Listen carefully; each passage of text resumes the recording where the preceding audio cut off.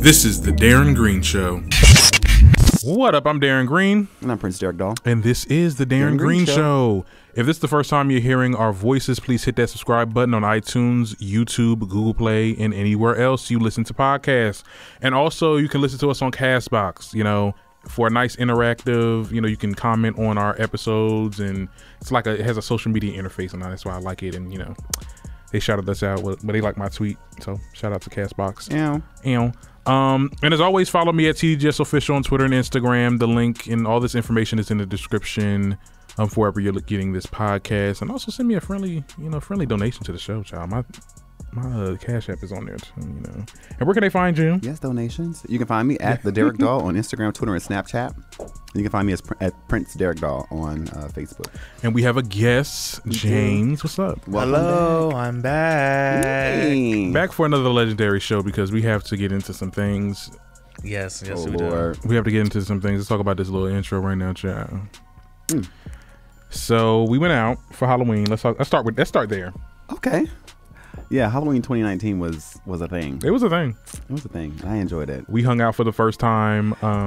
We did. And I had a great time. I'm glad you came. Thank you. We did on the last show. You asked if you could come, if you want to, be friends. He did say that, and I was like, shoot, whenever you want to come, you're more than welcome to come. We had a great time. Went to New York. Went to the parade, and the more shots we took of that, what were we drinking anyway? Bacardi. We drinking Bacardi. Yeah. So it was a Bacardi kind of. Child, I was getting drunk on that street. I'm like, ooh, child, I need to calm down. Right. So we went to the parade, and I was magnificent because I was like Maleficent with a beard. But one of our other friends went. Manny went. Shout out to Bloomfield College. Yes. He came. He was fun. That was fucking crazy. I have always missed the parade every year. But this year we went, and it was so much fun. I've never seen so many Asians in one spot. Oh yeah, where was that? It was a lot. Oh yeah, because a lot of people. When we were stopping taking pictures. Yes. Oh my God. Like. Oh my goodness. I love hanging with you, but when you was Maleficent and it was so many people, I had to hold bags and take pictures and stuff. Like I was security. Sorry. Sounds about right. I was like, oh my God, can we get to the club now? We were trying to get there, but they just kept stopping and wanting pictures, and Right. you have to. Yeah. That's part of this. You just smile and nod, like, yes. Can I have a picture with you? You'd be like, yes, sure. And there was a moment when you was on the staircase and people was just walking by to take a picture. I was like, oh my God, celebrity much? Yes. Okay. Well, I mean, when you got it, you've got it, and I just thank God for it. And then we left there and went to, where did we go? Went to two clubs. Went to Boom Boom Room and LeBain. When we went to LeBain, it was in the same area? When we left, we went through the back door where the hearse was. Remember? Oh. Yeah. Oh, so it's two clubs in At the Standard Hotel, yeah. Oh. So we went there and then we left and then we went to Newark because it was raining, and that's where I had to exit to the left. I was like, I see y'all. I was tired as hell. Like walking in the parade and then going to the club, like that was enough of in itself. I didn't even have to get like drunk because usually, people that I've been hanging out with lately, child, I have to get drunk to be having a good time with them. You get what I'm saying? I really wasn't even that drunk. Like, and I had a great time. Like, right. It was. We don't want nobody sloppy. Right. Well, I can control my liquor, but it's just Yeah, but it was fun. I would love to do this again. It was good. We definitely shall. And then James entered in the chat around Twister. Yeah. But there was already some drama with that, and I was so what's going on? Because you left at Jersey City. I left. I ain't know about no type of drama. I just showed up in my little wizard costume. You should have came out for the first part anyway. I feel like I should have, but I was tired. There was a lot going on. But yeah, a lot going on. Sleep going on. Listen, I know.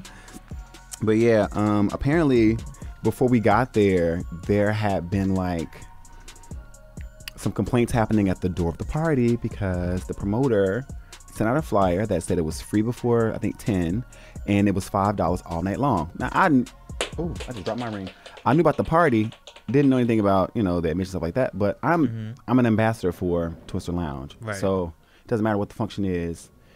Me coming means that I was requested to appear, which means that should be free. Well, Okay. So I get there and I'm bringing people, I'm bringing bodies and stuff like that. I get to the door and the dude's like he's very aggressive. I'm like, oh, excuse me. I said, well, let me go get Lucas and we'll figure this out or whatever. It was just a weird experience. And then I was told that, you know, a lot of the people who came were kind of dissatisfied because they had to pay more than what was being advertised. I was like, you know what? I don't like that. I don't like don't pimp our community. Like, don't do that. Like, this is something that's supposed to be a safe space for us. This is something we're excited about. You know what I'm saying? If you promote one thing, then let it be that thing. Now, granted, I didn't pay, but I still wouldn't have. Right. I'm not paying $10 for shit that I know is being promoted for $5 or free. I'm not. And then on top of that, you know the quality of what the party's going to be and I know about. what you're giving. Like, I did not like that. I did not like that at all. That seems to be a big thing with these party promoters, because that was definitely a thing during Pride Weekend as well, where they were doing that whole XL Lounge reopening thing, and a lot of people didn't get in because of the fact that the space was overpopulated, and so people who paid for their tickets already couldn't get in. Right, couldn't get in.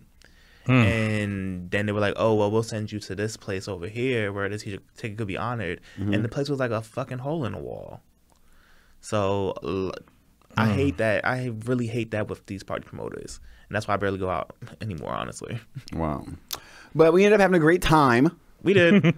We partied and Indulged and then partied some more. Indulged. Yeah, we were being very social. Oh, okay. Oh, linked up with some new friends. Oh, okay, Well, not really new friends, but just linked up and we were socialized. And then I ended up having like this little kind of like, it was like an after party, like a little after kickback kind of thing at my house. It was like a little, which is kind of cute. Yeah. I enjoyed it. I didn't go to bed until like 7:30 the next morning. Oh no. Niggas didn't leave my house until like 6 something. I'm just Oh yeah, like, that's wild. I knew when I had to leave. I was like, you know what? Right. Cause I'm like tired. I can't do this shit. Right, because when I get too tired, that's exactly how it was when we came from New York. I'm like, oh, child, I'm tired. My stomach was hurting. Where is the bed? I thought, because we went to Popeyes and we had the fries or whatever. I'm like, well, I had fries. I'm like, why my stomach feeling like this? I know if I drink some more, I do not want to be wilding. You get what I'm saying? Right.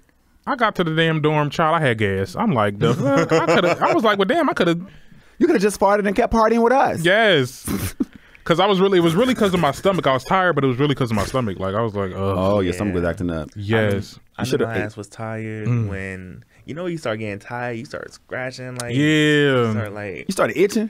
You just do those certain scratches on your shoulders when you stretching and stuff like that. You just want to get out your clothes. Like, I need to take. It's like, it was like that for me. I was like, so yeah, I got to go. Yeah.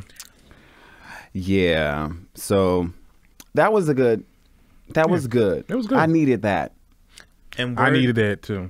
I needed it. And a word for these party promoters: stop pimping our community, please. Yeah, please stop. Party promoters, nonprofit organizations, all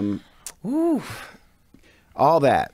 Stop pimping our community. Stop using us for coin or for a quick come up.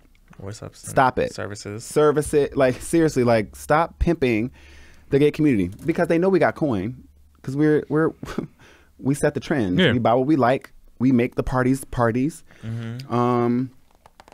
But yeah, recently, and then from some of the other stuff I've experienced outside of partying, like I've just, I don't know, my eyes have been open to a whole new, a whole another side of the LGBT community that I've heard about. You gotta explain. I don't know if we can get into this. Come on, let's get into it. That I've heard about, but I've got a chance to kind of be burned with the fire myself, and so now I'm burned with the fire. Yikes! Oh my God! So yeah, it's really messy out here, and y'all just gotta.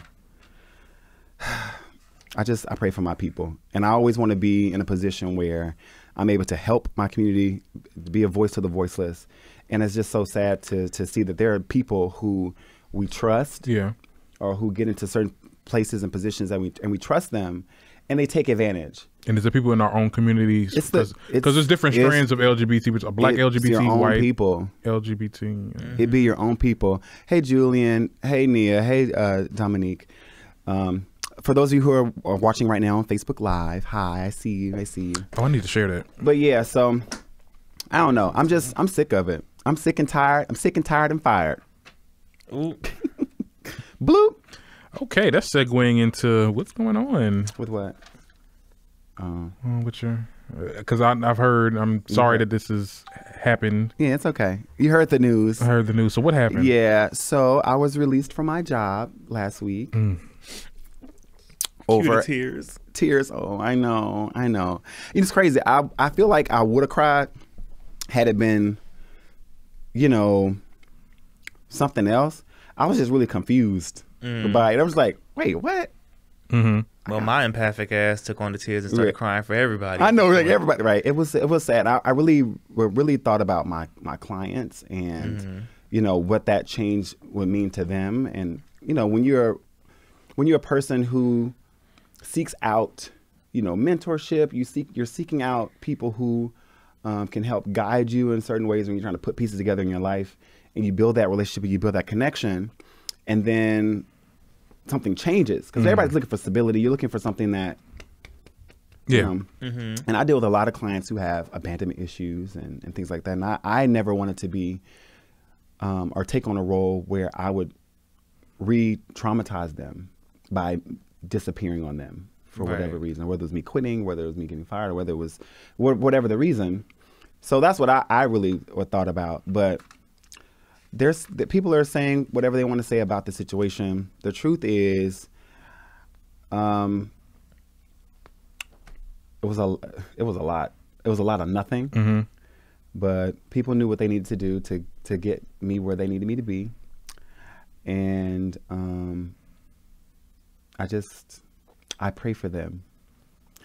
That's all I can say. Because listen, when you do clown shit, the clown always comes back to bite. Okay. And my good girlfriend Karma has some pretty sharp teeth. So I'm just going to sit back and watch. I always get to sit back and watch. I like how it's very humbling that you're saying this. Because I know in my last episode, child, when I was talking about how my little dealing with my little retail job, child, I was like, fuck all y'all. I don't need this. Well, I had that moment too. Yeah, that moment. Yeah. Like I had that moment where it wasn't really fuck all y'all. It was just more like fuck this. Like I don't want to be a part of this. Like if a rumor or hearsay, because what happened was two people said they overheard me say something about somebody else, and then the other somebody else got me. I don't know what, I can't even put the shit just didn't make sense to me. So when I got back to him, I was like, wait a minute, first of all, how'd you overhear me say anything about this person when I haven't addressed this person at all? Or I've never had an issue with repeating what I said. Anybody who knows me knows that. Is that if I said it, I meant it. And if I meant it, I can repeat it. So if you're bringing something back to me that I know I didn't say about this particular person, I'm telling you, and this person addresses me, and I'm like, no, I didn't say that. And if I did say it, I wasn't saying it about you. Then they should believe me if you know me. The issue was that, for whatever reason, they took it upon themselves to live in the fantasy and live in that lie. That's what happens in the job, though. People will sit there and team up on people or sit there and do stuff behind closed doors. You got to try to get you out. You got to. I realized that the day I walked in, James, you were there. Ooh. I walked in on my last day knowing it was my last day, because I had not, in a normal situation, I had reached out to one of our higher ups, someone that I look up to, whatever, and the response I was expecting wasn't the response that I got. And I was like, okay, well, yeah, let me just, I was in my head, I was trying to figure out like, okay, so maybe this is the time. I have a creative team now. Yeah. I'm working on other opportunities. I'm working on 2 shows. I'm working with fashion design. I have so much going on, and maybe this is just the opportunity for me to grow. And I'm very conscious of my prayers. I believe that when you say something, you speak something into existence, or you speak into the universe, you're going to get exactly what you asked for. And I remember last year, I prayed for a new place to live. I wanted to be in another apartment. I prayed for new friends. I wanted to be surrounded by people that I could trust, that had my best interests at heart, people that sharpen me as I can sharpen them, that hold my foot to the fire to be the best version of myself. I prayed for to be put in a new position as far as my job. I even released a video last year called 31 Reasons around my birthday, where I announced I was retiring from entertainment. Like, I didn't want to do Prince Derek Doll anything anymore, because I wanted to focus on being a community advocate full time. Right. And that was around my birthday last year, April. I think I dropped that April 9th. April 2nd of this year is when I got that job, my last job. And I remember being so grateful. It was like, wow, this manifested because this is what I wanted. I felt like I needed it. And even though I didn't stay there for a long time, I feel like I kind of came and did what I needed to do. You know, I was able to experience what I needed to experience to help make me a better advocate for my people. And you know, so I think about my kids. So that's in my head, like, just think about my kids and other ways that I can continue to do the work just from this new freeing position that I'm in now. So I ain't tripping. All right. I ain't tripping. And it's, you know, you lost one. But for the rest of the year, for the rest of 2019, I'm kicking bitches down the stairs. Kicking them down. Okay. I'm here for it. I'm definitely here for growth. I don't like liars. So I'm gonna make a truth tell out of you. Okay. So one last thing I want to talk about in the intro is that I'm using another platform. I don't know. I like to let my listeners know what's going on behind the scenes of the Darren Green Show. I've been doing that for the longest, and I've been telling them that I've been using Spreaker, and oh my God, this monetization thing is so in. I had to leave because I talked to you about this. This is an ongoing situation that's been happening for weeks. So basically, they told me that they were fixing the bugs that's saying that, oh, well, you're having this amount of downloads on your show. And it's not true. These are bots. And I'm like, what do you mean? Because when I look at your statistics online, I'm talking about Spreaker right now. When I look at the statistics online and I see that I made 47 downloads this week, but then you email me, your company emails me and tell me I made 199. Okay. There's a problem. Right. So it's like, and this streaming service was monetized. I had commercial breaks. Now, it's good for y'all listeners. Y'all ain't got to worry about listening to commercial breaks. Don't get used to that, because we will be getting some. You get what I'm saying? You know, that's what happened. You get commercial breaks before the show. And I fell into the whole thing of, oh, it's monetized. I feel like it's YouTube, like not like, you know. But I feel like they're dictating how many downloads that you can get, because I guess and you said it yourself. He was like, I think they don't want to pay you. Right, basically. Yeah, that's tacky. Girl, it's a scam. Right. And then when I came on here, because, you know, I use Simplecast, and I'm looking at the downloads that's coming up right now. I'm like, oh, okay, so this is different. Right. This is industry standard statistics. See, Spreaker wasn't that. And I feel like, and I used to say to myself, I'm like, why do these big names and podcasting don't use the monetization thing? Because it don't work. It only works on YouTube, but even YouTube kind of is messy with that. Like, we've seen a lot of YouTubers, you know, say, oh, I'm not, like, I feel like I'm not getting the views that I should be getting. Right. Or over to Twitch. Yeah. Hey, Adrian, Alicia, shout out to all of our viewers right now that are watching on Facebook Live.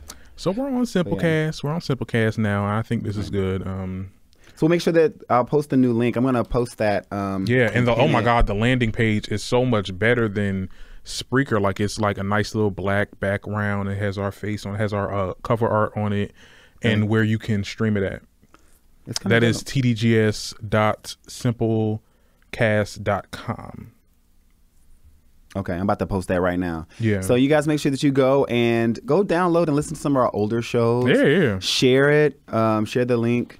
And I think we should start like making this more interactive for our listeners. I want to get those of you who have small businesses or brands, T-shirts. I like them to us. We can promote it. I'm going to do TDGS Live on Facebook. Y'all know I do this when we're doing our recordings. Let us shout you out. Let's build this community together. Right. Help us spread the word. Thank you so much, Alexis, for sharing. And yeah, let's just keep it going. I don't want monetization to be a big deal for you too. Like I told you when I joined this show with you, I really wanted to help you elevate your platform. Yeah. And I want you to really enjoy creating. Yeah, I do. I still enjoy it. It's just this whole thing was like, but getting the business part. It's an insecure thing because I'm just like I know I just made this. I know like. Yeah, It makes me think like, oh my God, so am I not getting the downloads? Are people really listening? Are people not? Like, create the work and they'll come. Yeah. You know, and it's just about us making sure that we're promoting, making sure that we have fans that are engaged and joining us in our conversations, and, you know, making it something that people look forward to every week. And I think that we're definitely gonna be able to do that. Hey, Max, DJ Max, make sure that you guys check out his party at Boxers in Washington Heights on Sundays, right? Yeah. oh, okay. Shout out to DJ Max. We got to go one time. We don't listen. I'm telling you, it's nothing but a word. Okay. Okay. We'll shoot next week. All right. So Not you heard this that, right? So we'll be in Harlem next Sunday night at Boxers. Not this Sunday, but the next. What? Not this Sunday. Yeah, because it's a payday, but I'm not gonna get that much. We gotta wait 2 weeks. Okay, well, look. I'm like, I mean, y'all look, can look go. at James like, well, I don't know. We went to Harlem. Oh, James, you didn't tell him about Harlem this weekend. We did our weekend update. You didn't tell him about your weekend. I didn't get a chance. What's going on? Oh, well, run it back. Oh God. This weekend was a lot. I definitely had to rest after not only losing my cohort, Mr. Derek Dahl. You ain't lose me. I'm still around the corner, child. I know, but still, you were the yin to my yang at the job. That's true. And so, yeah, I had to deal with that, and then and then I had to deal with my manager leaving as well, who has honestly been one of the best managers I've had working. Shout out to Christian. He's listening. Hey, Christian, shout out to you. We love you. We miss you. Yes. But yeah, this weekend I just decided to dust myself off, try again, and get out there. So I went to Twister, as was mentioned earlier. I had a good time. It was cute. But we also went to Boxers in Washington Heights. Oh, we did. But we went to my friend's spot in the Bronx to go hang out. That was in the Bronx? Yeah. That's in Uptown. So we were out there and it was fun. Shout out to you, Sean. We got drunk. Toasted. Okay. We got drunk. Oh my God. I was a little less drunker than Derek, but that's neither here nor there. I was lit like that. You was lit. Oh my goodness. But then we went to Boxers in Washington Heights, where I had one of my friends. He was actually one of the dancers there, and he wanted me to come out and support. And so I did, and I ran into a guy I used to talk to, and it was rather interesting because I didn't realize, one, he knew the dancer as well, and two, it was just like the way everything was playing out. It was kind of like there was still some unresolved emotion there. So it was interesting, and then on top of that, I kind of did have a crush on the dancer. Okay. So it was like, oh God, what do I do? Baby, they say I was drunk, but I wasn't that drunk. I knew what was going on. I was like, wait a minute. Once I started putting pieces together, I was like, wait, this is, and then this, and then the same, and then we found out they went to school together. Yeah. And I was like, oh great. Gag. And I gagged. I had no pearls, but they were clutched. Like if you could see my face right now, I was literally like straight faced. But it was fun. It was fun. It was cordial. It was cute. Yeah, it was cordial and cute. I didn't have any issues or anything like that. It was cool. Ooh, interesting topic today about dating dating. Oh, well. And then Sunday was just a regular day. Until I got a DM on Twitter. It was some white man who was talking about looking for a sugar baby. Caucasoids with coins. Those are the ones we like. I mean, hey. That bank account. I screamed internally when I saw it because I was like, what the fuck is this? And so he's been trying to have a conversation with me, and I'm just like, I'm not really here for conversation. I just sent the Cashapp link. But that's what he wants. He wants conversation, and he's gonna pay you for what. Don't get me wrong. I've been doing the conversation. I didn't give my real name. I didn't give my no bank info or anything like that. But it was just like, is this really happening right now? Like, is Mercury micro braid really messing us up like this? The Mercury micro braid. Literally, Mercury is in micro braid. Because this is ghetto. Everything about everything is. We're in the upside down at this point. It is so ghetto. Oh my Who God. child the ghetto? Yes. Everything is ghetto. But other than that, everything else was just fine this weekend. That's what's up. So we'll see. I'll update everybody on what's going on. Please do, because I want to to know if you. I told you what to do about securing that deposit. So for those of you who are listening out there now, I'm definitely not advocating for you all to be financially dependent on any other person except yourself. Not. But if someone offers to be your sugar daddy, who asks you specifically, do you have any bills that needs to be listen, list those bills, darling. Okay. Here's my Cash App. I need to know, let me know that this is real. This is my Cash App. Send me $50. You know, and I'm going to send it right back. I just need to validate that you're a real person and that you're willing to come up off this change. Yeah, no shit. Okay? Right, because there'd be some fake ones. They'd be like, "Oh, let me get your bank number." My who now? Bitch. No. You can get my Cash App. What's you can up? get my Cash App. TDGS. You can Venmo me. You can PayPal me. Okay? But you have to have an abundance mindset when dealing with these niggas with money. Okay? An abundance. Because they could be some scammers like, okay, I'll give you some money. Right. So they take your whole shit. Right. But you got to be the city boy that I know you to be, James. It's our hot boy summer's over. Okay? It's city boy fall. But what if I'm a hot boy and city boy hybrid? Oh, no. Oh, well, you a hot ass. Well, That's all a right. hot ass- that's a hot ass mess. That's a hot ass mess. That's a hot ass mess. Look. Get the coins. That's Get the it. coin. That's if they that. offering it, take it. I'm not saying you asking nobody for nothing. 2020. He hopped on you. 2020 is going to be about coins. 2020 is about to be about coin. I don't know. Well, I'm glad that'll be a good year for you to start. Oh, don't. You're late. Oh, 2019 has been about coin. look. I'm sorry. I've been trying. 2018 was about coin. I mean, I had like 2017 was about coin. 4 to 5 jobs this year, but Team, coins, and ducats. wasn't making much, child, because these motherfuckers want to try me with these damn hours. You know what? I want to encourage everybody to just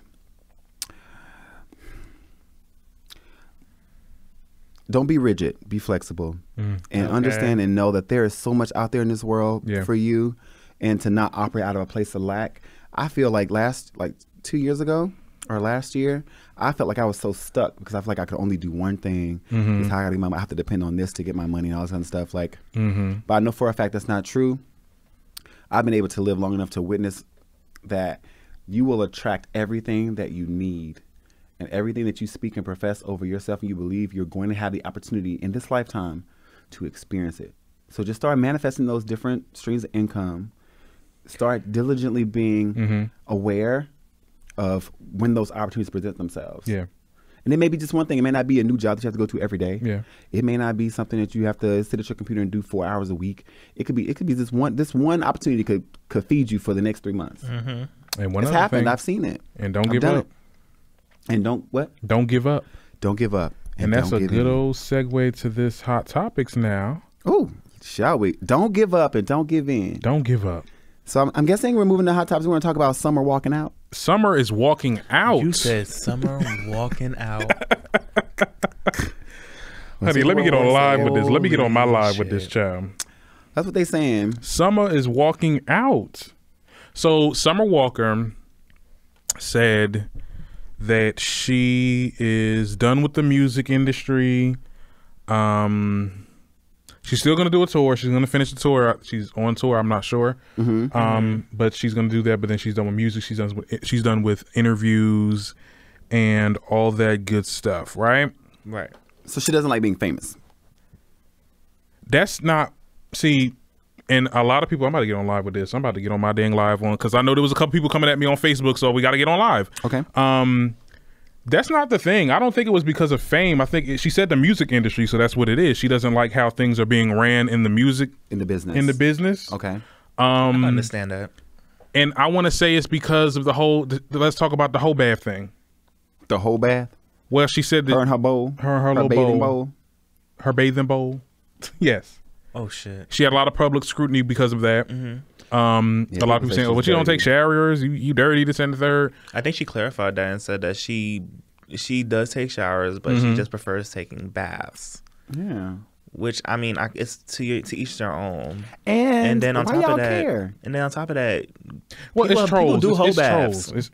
That's what I'm saying. Don't act like people don't do that shit. Don't act like you ain't woke up was like, well, damn, I'm not feeling the shower today. Let me just get in front of this sink, get this rag, wash everything that need to be washed. I know some of y'all have did a quick wash on y'all a little courtesy wipe. A courtesy wipe. Courtesy wipe. Right.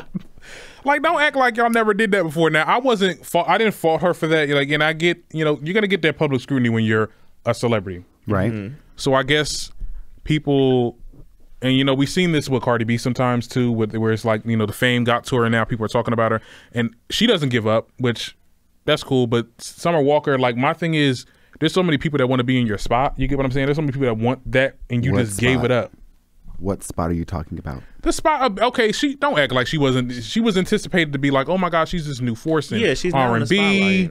She's coming out with a new album. Mm-hmm. Okay, but I feel like, Stu, this is the thing. We start talking about spots and SZA would never.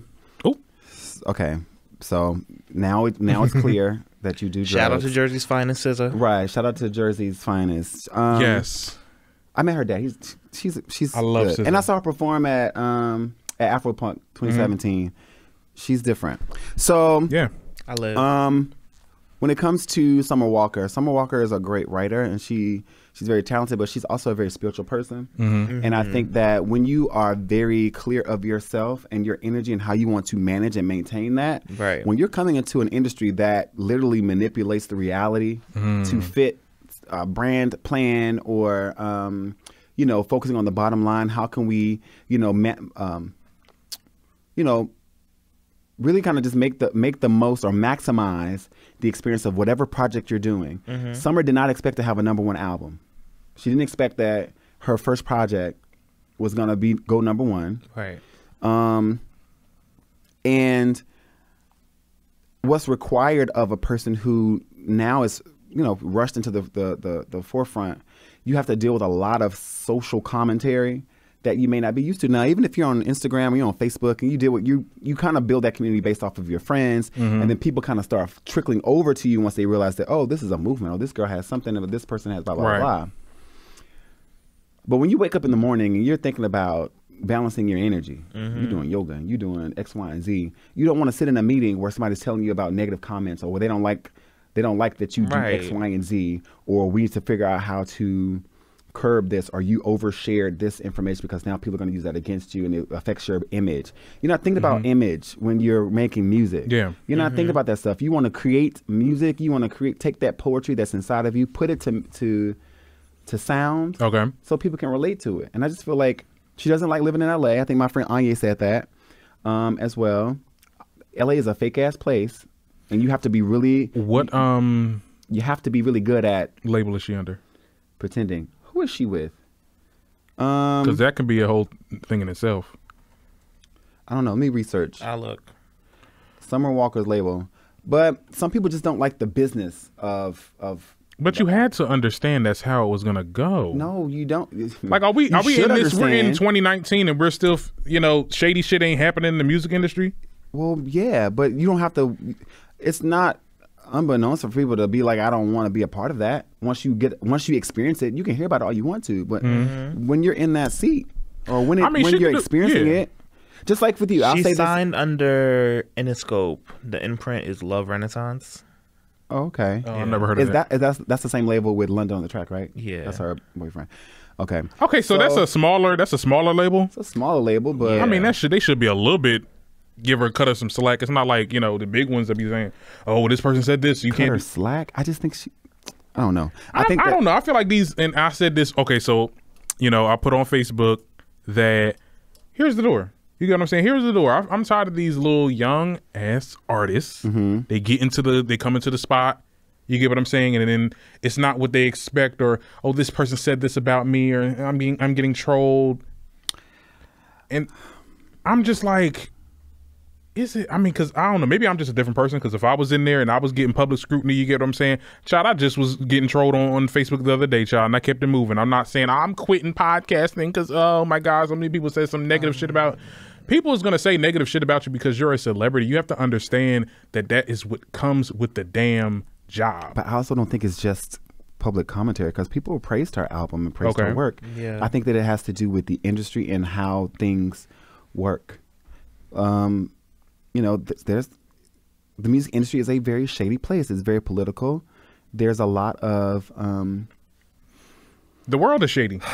Yeah, but you don't have. But the thing is, when you can voluntarily remove yourself from something, like you talking about when that happens to you, like for instance, this show blows up, you become a celebrity or whatever, and you know you go from handling this yourself, your production schedule, how you want to do your show, how you look on camera, how you sound behind this mic, and all this other stuff, and then someone gives you I put you under contract, and I'm putting money into you, and you know you have the license to create. But then I get the chance to say how you're going to move because you're an acquired asset. Okay.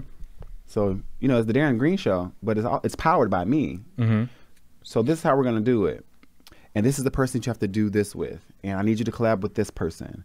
Or this person is about to publish an article about you. Your publicist knows.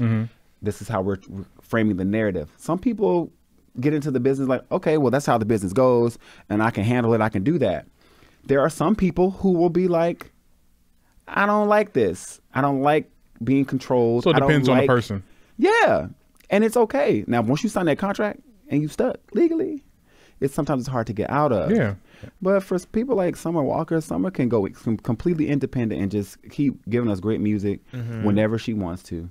James? Now, I was going to say, I've seen this be a trend with a lot of women, especially women of color in the industry, because of the fact this has not only happened to Summer Walker, because she's said, I'm tired of the industry. SZA has felt the same way as well. SZA said that too, yeah. When her album was being delayed so many times. SZA has also, I think, said that she's lost weight just to try to fit in within the industry. Because and she did not like Control, which I don't understand. I mean, that's when I started listening to her. I listened to her. I know she did albums before, but that was a great album, and I was just like, why don't you like it? And I think the same thing with Ari Lennox as well, because before her album, she was feeling some type of way too about not having complete control over her sound and her music. But you're not going to get control. You're not going to get control in the beginning. You think Beyonce had control in the beginning?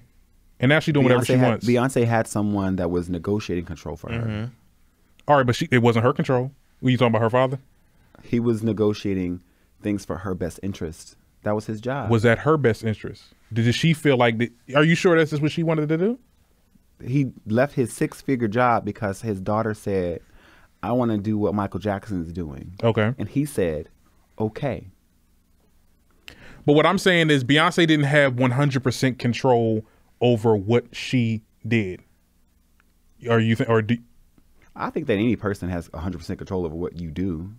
Okay, well, even after Destiny's Child. But as far as creative control, there was a space created for her to be able to do what she needed to do. And I think that the difference now is that she's managing her team as opposed to being managed. So it's like, this is what I want. This is the vision in my head. You were the people that helped me get this out and put this together. And you have to report these things to me, as opposed to being an artist in a group that's being managed by your father. You can voice like, this is what we want the label to help us with. Yeah. Or this is the vision we want, and have to negotiate. And, you know, you still, in your own way, have to concede sometimes, because that's just the business is give and take. Especially when you have multi-million, sometimes billion-dollar brands putting their name on you and investing in your craft. Right. You have to give them what they want. And I think that Beyonce was able to show and prove, like, you can trust me, because when I deliver, I'm going to deliver. Yeah. So that's why you're able to get that kind of control. As a new artist, usually you get a 2-year development deal if you're like brand spanking new, because they want to be able to help you craft and hone you into a marketable product. Your product. And I think that's where Summer doesn't want to change, because she doesn't want to be a product. Because I follow her on Instagram. You got to go through that in the beginning. Yeah. And I don't think that it's right, but don't we all have to be a product to get where we really want to get to?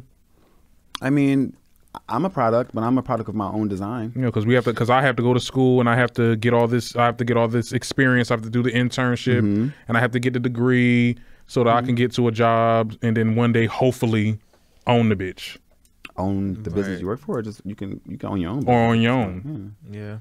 But it's, But we just, also live in a it's different a process. time. It's a process. I think it's more so about freedom. We want when you're a creative, you want creatives. We work best in free environments where we are able to allow energy to come and flow, and that's where we manifest things. When you it also may be scheduling too. Some artists don't like being forced into. So it's like, oh shit, I gotta have 2 songs done by tomorrow, and I gotta do this. Some people just don't function well, and it fucks up their mental because they feel like they're being pushed into this machine and being created and molded into something that they didn't envision for themselves. Like now you're trying to turn me into something that you want to sell versus allowing me to just be. So it seems like we need a class. A class of what? To see about this industry, to see how it is. See if you want to go to University of Houston, and you can take music business. That's a music business course that Matthew Knowles teaches. Oh, okay. Yeah, they also have a merit in New York. I think NYC has a class. But that's the whole point. Like when you're an artist and like going on festival tours or going to some of these conferences, like that's part of the business.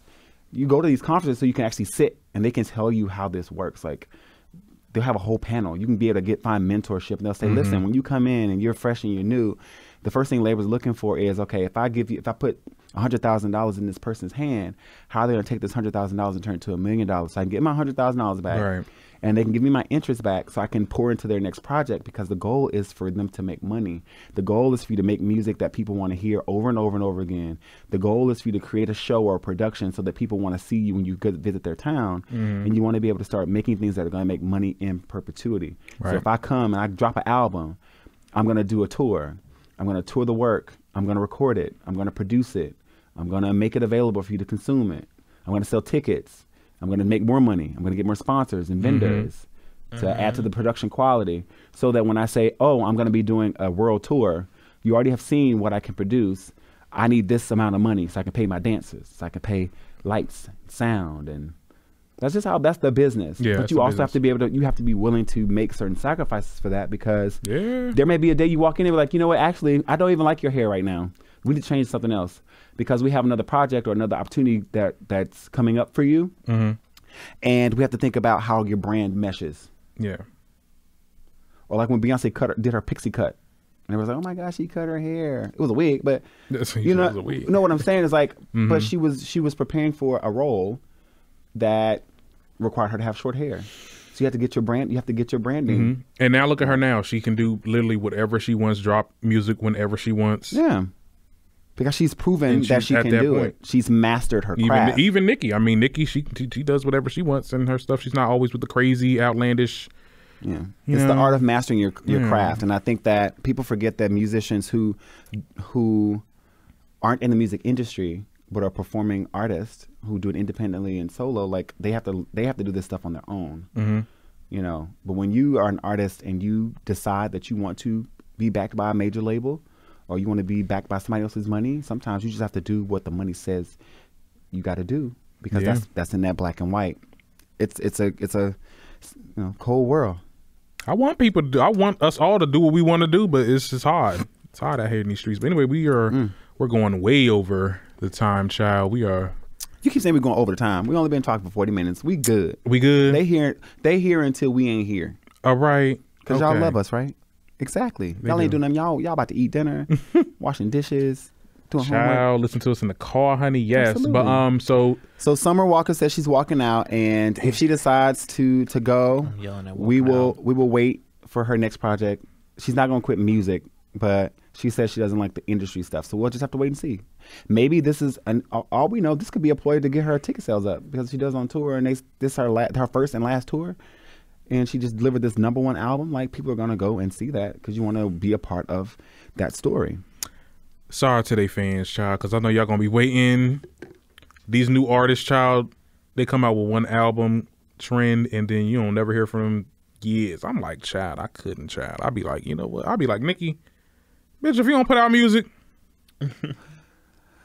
Nicki ain't got to put out music for another 5 years. She's good. She is good. But she's not gonna stop. Yeah, because she's a Sag, and she's a competitive nature. Keep on going, child. Well, let's segue. Since we brought up Nicki, you want to move into that? We can. Yeah, let's move. You want to move? Let's move into Queen Radio. Yes, let's move into Queen Radio, honey. Okay, did you watch or listen? I listened to some of the clips. So basically, this was just like a sneak preview of what she's going to come with next. Like, she basically talked about the Wendy thing, and then she was going to address the whole retirement tweet. She never got to addressing it because she started talking about.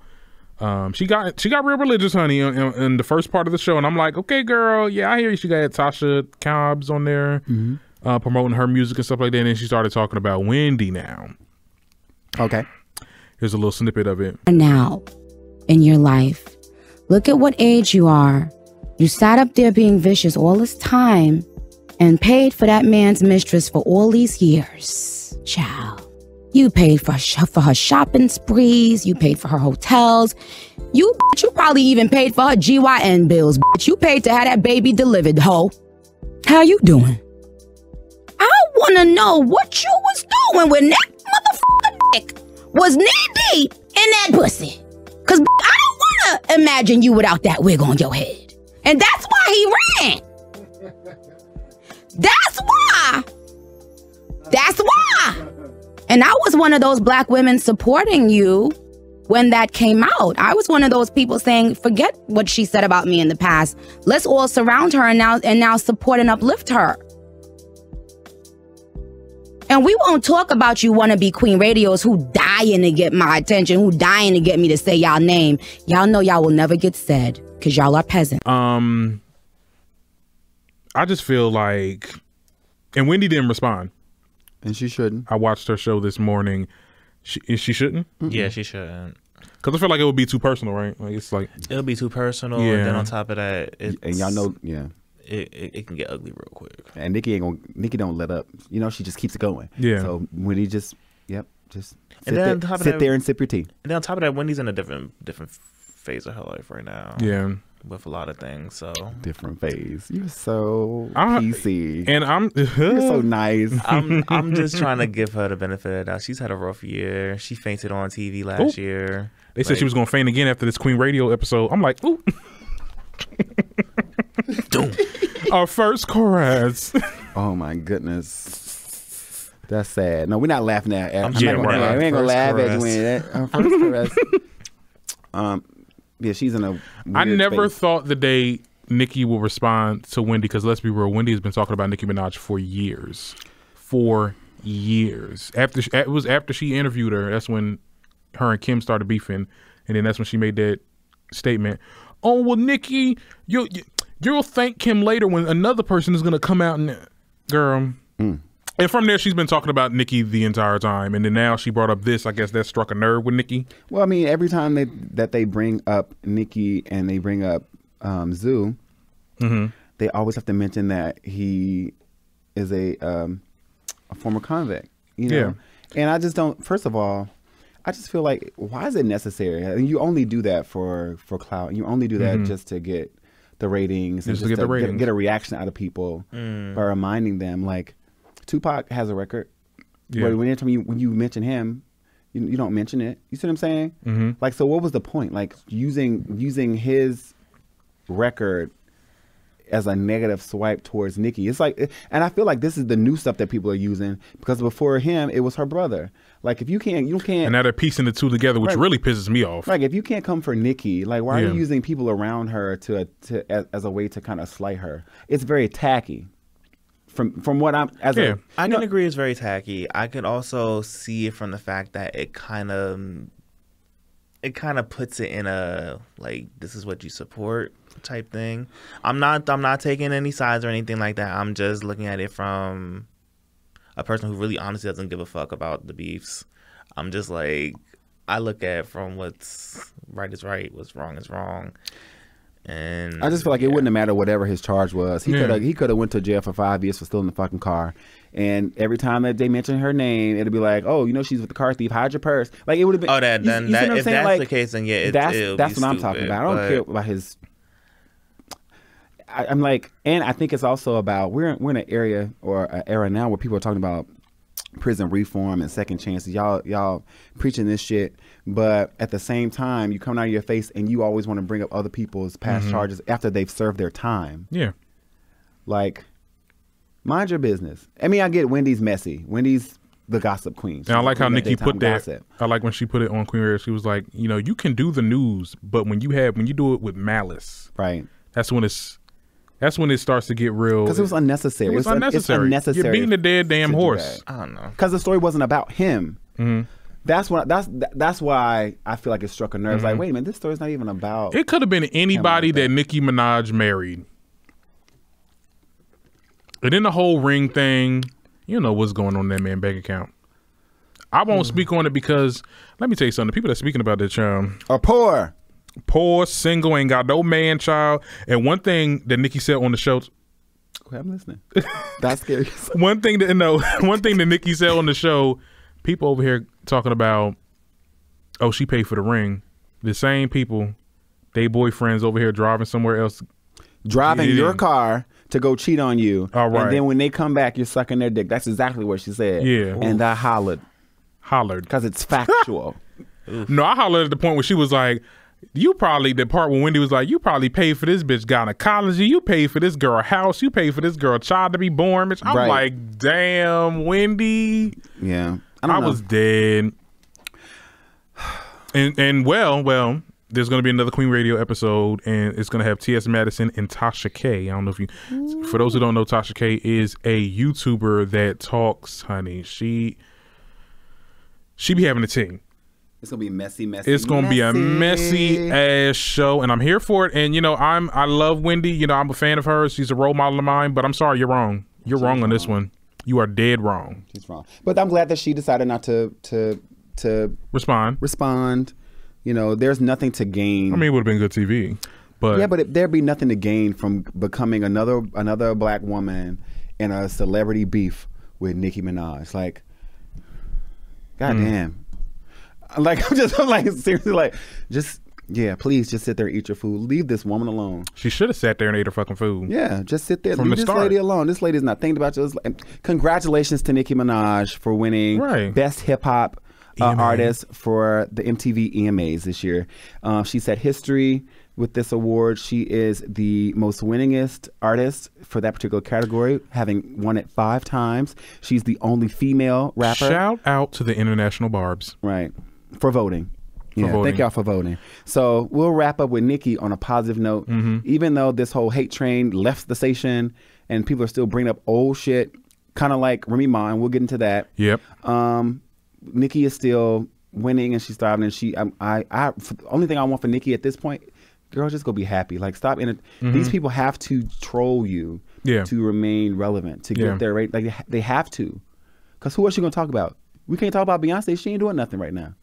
We can talk about Solange now, but you can't talk about Beyonce because she's also not responding too. She's like, I don't care. Yeah, she doesn't give life to negative stuff. But Nicki is a New York girl. Like, she's not. You can't just play in her face. And I love that attitude about her. The same thing I like about Cardi B. That's something I actually like about her, is that she's very, you know.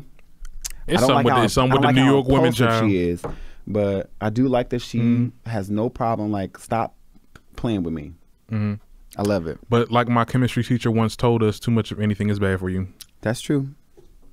Too much water, you'll drown. Okay. And with that, you brought up Remy. Let's just go right there because slide on into Remy Ma. So Remy Ma went on the Hollywood Unlocked Uncensored with Jason Lee and talked about Sheether for I would say the 3rd time. You know, Remy Ma don't really talk about this that much, so I was very interested that she got on to talk about this after 2 years of it being. Okay, so she basically said that she made a pact with Nicki back when she first got out, and then things just, you know, blurred lines because, you know, there was a lot of things that people was coming to her saying that, oh, well, behind the scenes she was trying to do this, she was trying to do that, and she was just getting pissed off with it, and that's when she brought Sheetha to, you know, the forefront. And she doesn't have no issue with Nicki. I mean, she doesn't care. You know, one thing that she said, I was like, oh, okay, well, you know, I don't really care about Nicki, but I had to do what I had to do. Because she needed because she knew the truth. In order for me to get back in, I got to go through this bitch. Yeah, and you have to. And the funny thing is, I read the article and I saw the video clip. I was like, you all but basically admitted that in order for you to have made an impact in music, you had to take it to Nicki Minaj. That in itself set up the room for people like Cardi B to, or Atlantic Records or whatever, like, okay, this is the end. This is the time. Yeah, because after that, that's when Cardi started. That's when Bodak Yellow was like... Right. It's like, okay, you're hot right now, and yeah, we need this. We need this. Motorsport, the drum, all of that. Like, I think once Remy realized... I think once that Remy realized that she was a tool... y'all used me, and I didn't get to reap the benefits of it because now she wanted to buy Fendi prints on because that she realized that the damn industry wanted to use her as a damn tool to promote other people. Because that's when after the beef, you did the Summer Jam thing, and then you had Cardi on, and then Bodak Yellow was born. BET gave you an award, and you went back to being a flop because they wasn't giving you the award no more, and you over here doing songs that are just very lackluster.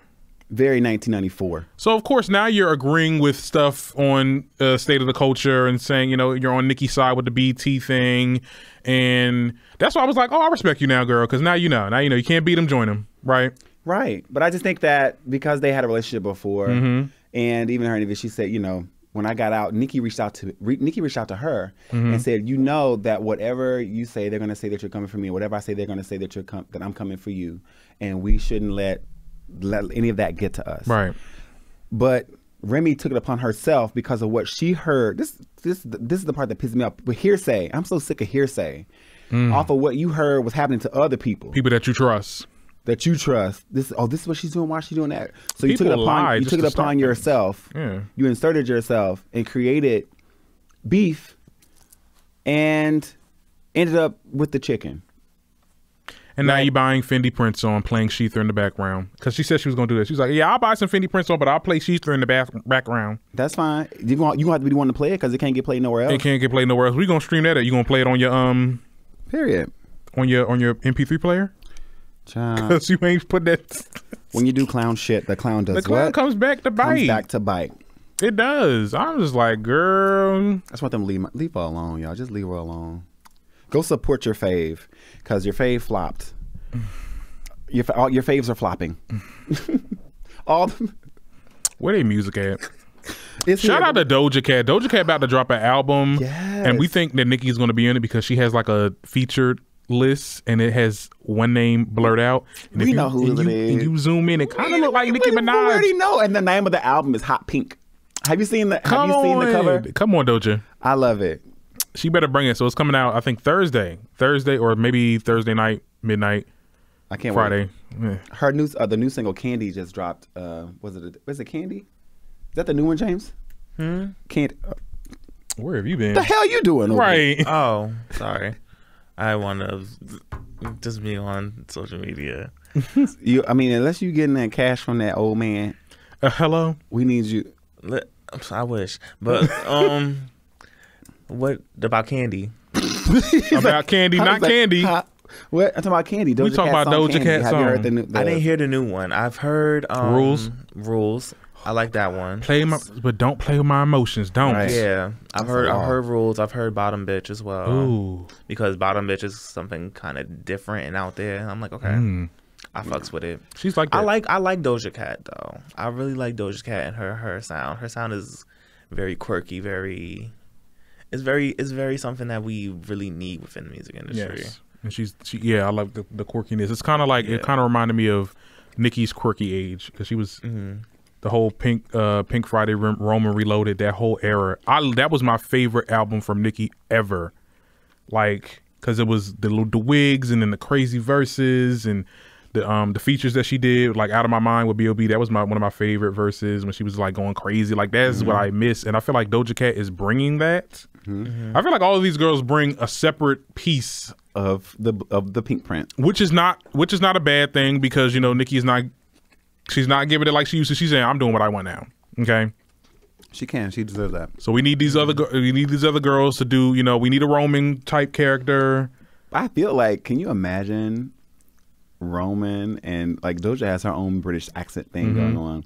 Can you imagine them on a track together? How crazy that's gonna be. Oh, it's Roman and Doja, honey. Can you imagine? And actually, the funny thing is, I believe that if this collaboration is real and it does happen, Yeah, hopefully. I think that did you see go top 10? I don't think so. I think that it'll be her first top. I do believe that it'll be her first top 10 if Rules doesn't make it there first. I think if she does drop a song with Nicki, and it's gonna be a testament of Nicki's influence. Even though people try to discredit her a lot, it's gonna be a testament of her influence on female rap and still being able to impact the charts because she's breaking new artists. You know, Meg Thee Stallion has experienced a lot of first after the whole Hot Girl Summer collaboration, which was good, you know. And I think that looking at these other artists, these other female artists who are now publicly saying, listen, I know that last year or during this whole, you know, time when there was another girl that was getting a lot of more shine, that it became industry standard for female rappers to say, oh, well, no, I'm on the side of this because this is where the money is going. Yeah. Like it was paying. You were getting paid top dollar to be against Nicki. That's why I hate that's the thing I hate about the whole music industry, though, the whole sides thing. My thing has always been, and that's why I've been honestly quiet throughout this segment, is because of the fact I appreciate music for what it is for everybody. I don't want it to be specifically one person or just. I get the fact that the impact is there. The impact is there. Yeah, we're not over the time. I think it was Believe It was at 5. Sorry. No, you're fine. The impact is there. I get that. Trust me, I was a fan of hers when she first came out. I'm just not solely sold on it just being one person because I do appreciate diversity within the female rap game. I want diversity within the female rap game. And I'm sure Nicki didn't want to be the only person. I'm sure she probably wanted a hub of other people. Not a hub of other people, but like, I mean, for the time being, she, you know, for 10 years straight, she was by herself. And maybe now she probably, I feel like she doesn't, either she wants or she doesn't care that there's other people. I hate when people say that. Say what? Nicki Minaj was never by herself. She was the girl at the top, but there were other girls. And I think that because people keep falling in that narrative, we're attracted to negative energy faster than we do to positive energy. And I think that when that whole Lil' Kim situation happened, Kim was the one that was more vocal about not liking how Nicki was coming in and about the fact that she was getting paid so much to get featured. She didn't have an album, and Kim had just gotten out and she was missing out on opportunities because there was someone else getting them. And people never talk about that side of the story, where you have a veteran who is saying, wait a minute, if you want to be honest, this girl who is wearing my wigs and, you know, serving sex like I did, they're giving her all the money that I could be making. They're giving her the features. The people I used to work with are working with her, and they're skipping me for songs to work with her. And it's not fair. That's all that was. It was like, it's not fair. So her being boisterous about that made people like, oh, you know, like people start picking sides then, to where when she was in the industry, you didn't hear people like Queen Latifah saying, oh, they're not wanting to do features with me because they're choosing Cam. You didn't hear Missy saying, well, I didn't get a chance to be on this song because they're choosing X, Y, and Z. And that's the bullshit I didn't like. That was when I was like, I don't think I could really rock with Lil' Kim. I ain't really like her like that anyway, but it just seemed really bitter. Like, you're bitter. So when the whole Nicki Cardi thing came, I was like, wait a minute. Maybe this is history repeating itself, but it was different. You are insensitive or insecure in your position as the new girl, and you're allowing people to create situations so that you can beef with this woman. And it just was really tacky to me. It was just so tacky. Everything about it was tacky. There were always more girls. You had Dej Loaf. You had who else was rapping? Missy was still kind of rapping and dropping music, right? You got Young M.A. Yeah, and another thing too, sidebar with Young M.A. Iggy talented. You had Iggy for whatever that was. Young M.A. is talented. The thing about it is though, she was independent, and that's what kind of messed threw it it up. off. Yeah, but people were still fucking with her. She could have toured. She could have gotten more features. But she doesn't have mainstream success. Yeah, but first of all, I told you 2 episodes ago, Hollywood is a production. It's all a show. Young M.A. is the brat. So if Young M.A. is the brat for this generation, then her branding should have followed that particular pattern, and it would have made more sense to hear her with more gangster rap artists, and then tiptoe into like maybe a poppy kind of thing, right? For her to be able to attract that kind of crowd. You know, she's a very masculine rapper, so there has to be some type of balance, and it will make more sense now for her to be the one featuring with the female rappers, that are talking about sex and selling that, because that's not what she sells. It will make more sense for her to do that. You said something about Hollywood being a production. That's been my one biggest turnoff about the whole. And that's why I'm going tying back to the Summer Walker thing. That's been my biggest tie-in, because it's just like, granted, there are so many people who are doing this because they really love being a creative. They really love being a part of the music industry, but they do it because they love music. But now that isn't being manufactured and stuff like that. Music has always been that way. Yeah, it's just the fact that it's just a fact. I kind of understood where Summer was coming from with that at first in the beginning, but now it's just like it's completely disillusioned for me. She doesn't want to play the role. She doesn't. So that's what it is. It's not like, it's the role you sign up for. Sorry, I didn't mean to go flying back that way. Oh no, you're good. Everything is good. It all ties in. Yeah. You know, so with the industry, play the role. So shout out to Remy Ma for finally confessing and acknowledging the fact that she did some fucked up shit, and that she was a tool. She was a tool, and Sheetha will never be played on the radio. And we moving on from it. Can never be played on the radio. I mean, that was just some graphic shit. That and Clearance. And it was lies. That's the anyway, whatever. Yeah, and Clearance. Did Nas clear that Ether record? Nah, but she beat Aretha's record. Oh, not Aretha. She did. Not Aretha. It was the same year Nicki passed Aretha. And then she freaking, oh my God, I feel so bad. I was like, damn, now they gonna come for Nicki because of this now. It's fine. They didn't. So because Aretha, rest in peace. I'm gonna pass on that one. So about radio and beef, let's talk about let's get into Angela Yee and this Charlamagne. So Breakfast Club versus Charlamagne the Goddess. Charlamagne, help us. I don't like Charlamagne, but we'll get into that a little bit later. So anyway, Angela Yee, right? So let's go back. There was an interview that was at the Breakfast Club, and they had rapper Gucci Mane, and him and Angela Yee got into it when he brought up the fact that Angela Yee was trying to get with him, trying to get in his hotel room, was all up in his DMs, and Angela Yee denied it, right? Right. So let's jumpstart to him releasing his album and him coming on Instagram saying that, oh, well, I'm banned from the Breakfast Club, right? Right. Angela Yee and DJ Envy got on. It was a day that Charlamagne wasn't there. And they were talking about how that wasn't true and how the whole thing. So basically, he was trying to justify her being flirtatious to him when she was on a morning show, which he said that, it was a lip service thing, but it was really a morning show. Like a thing off of Sway. It was like part of Sway's production or something like that. Yeah, and he was trying to justify that to being, that's why, that's why she was like all up on me and stuff like that. First of all, the whole thing, her whole response, Angela Yee's response to, oh, well, you got it wrong because it wasn't lip service, it was the morning show thing. I'm like, okay, but when you watch that clip, she was talking about, what was she talking about? Her pussy being deep. It was flirtatious, but she didn't address that point. What is flirtatious about talking about your pussy being deep? Well, I mean, but he's talking about, can you take it or something like that. She's like, you know about Asian, like, just banter. Yeah. But that's not all he said. He said something about them being text messages about her. Yeah, there was text messages and stuff like that. And I'm like, why don't you release it if it's not true? I feel like both of them are just, I feel like he knows he was lying about that because Gucci Mane lied about, he's been known to lie about people things. Flirt weird. Oh my God. You said straight people flirt weird. That is weird. My pussy deep. It's not the same as like when the gays say how tight their hole is. Oh, okay. We'll be right back. Honey. I am tired of you. Let's fact check. Show us the car facts. What's the circumference? Oh Jesus, y'all nasty. I'm sorry, but that line took me out because I'm just like, my pussy is deep.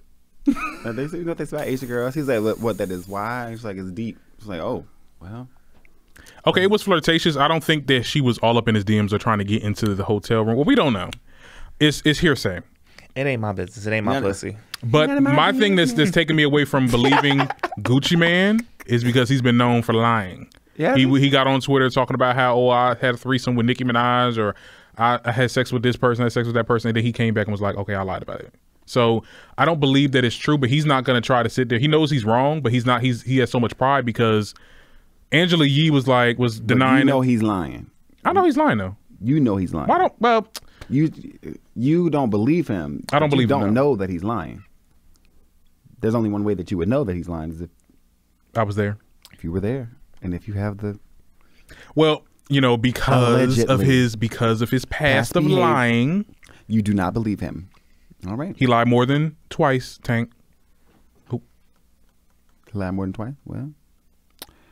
So I believe. Wow. Wow. But my thing is, okay, hold on. We got to get. Okay, so that just leads us to Gucci Man being on Charlamagne's platform. Okay. Because obviously he was. I believe Angela Yee did ban him though. Because why not? Why not have him on the show? Why not? You know, y'all can rehash the whole situation. You can have some receipts. Okay. So I think he was banned. So he went to Charlamagne's platform on YouTube, and I guess the cast members of the Breakfast Club wasn't having it because he was coming for DJ Envy. First of all, saying he wants to see him, calling Angela Yee a punk bitch. He'll smack the shit out of him is what I think he said. Yeah. I think that was shady on Charmaine's part, but at the end of the day, he got to do a job. What? Oh, I'm sorry. I'm crying that you calling this man Charlamagne. I'm just floored. Look. I got it from C.S. Madison. Hey, yo. Oh, my God. Charmaine. Oh, my goodness. But, so you believe that she banned him? I believe that she banned him. So what are they going to do now? I don't know, because, you know, it's the chemistry between them. I don't know if you watch any of the recent episodes, very dry. Like, they're not messing with each other. It's really Angela Yee and DJ Envy versus Charlamagne, because he feels a way about how things was dealt. You know, Angela Yee unfollowed Charlamagne. Okay. So yeah, we might get a little spot. Derek? I'm with it. As long as it come with a check. Hello? But wait, because we all know if we could be the brunch club. Didn't she do an interview on another and she said, would you be upset if someone did that to you, to your co-host? If you was like, if I was with someone, if I interview someone on my other platform that you beef with, Derek, and I'm like, so what do you think about Derek? I'ma listen. It's just funny because I automatically go back to the whole K Michelle, that K Michelle interview. And she was talking about, oh my goodness, like you disrespecting women, yada yada yada. When you sat there and laughed when they were grilling or talking about calling this girl's vagina fishy. Right. Who did say it was fishy? It was Mano and some other person. Child Mano from I think Love and Hip Hop. He's probably from somewhere else, but I refer to him because he was on Love and Hip Hop. Yeah. But he was talking about how her thing vagina was serving whiting. Pollock. You're smelling real. I'm done. Proudish. Bass. You said whiting. You said bass. Not to be confused with bass. Bass. Catfish. Bass. Wait a minute. We're not gonna do catfish because catfish is good. I think that I may need a catfish dinner when I leave here.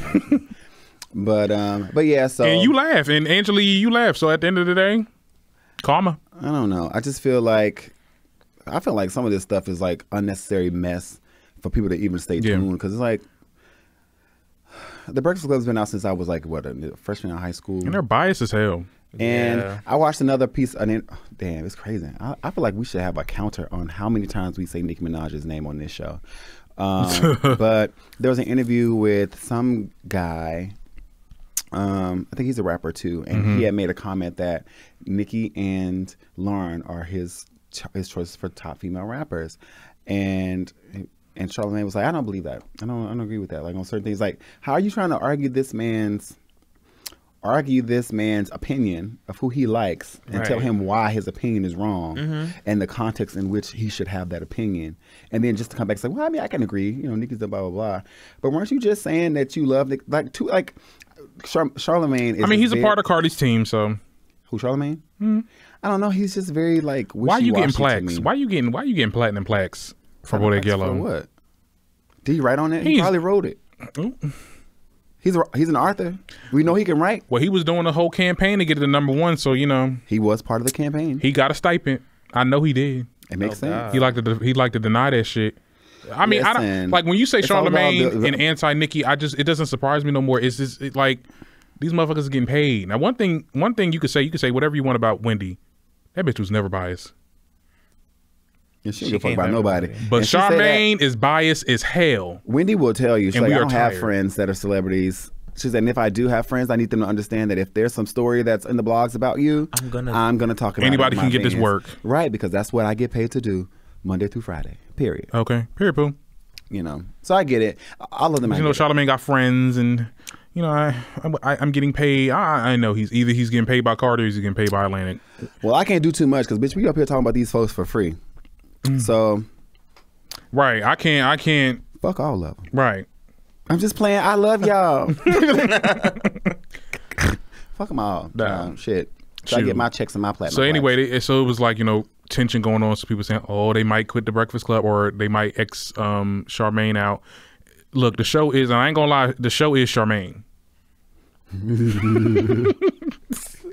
I wouldn't even watch the damn That's the head bitch clip in charge on that show. I wouldn't watch a clip without him on there on Instagram. Nah. So what you're saying is Charlamagne is the queen bee of... He's the queen bee. I mean, who's gonna watch? Who's gonna watch it for Angela Yee? Angela Yee got her podcast, which is popping. So is he the new Wendy on the radio? Well, I mean, I'm the new Wendy. They came from... What are you talking about? All right. Hey. Hello, that's my resume right here. Come on. Well, if you're the new Wendy, that means I'm the Charlotte. Oh, hell no. Bruh. Look. Well. Child, I don't even want to be the new Wendy, child. There's people living off the podcast and shit. I might just do this for the rest of my life, child. Hey, if that's what you want in your life, you can do it. I believe in you.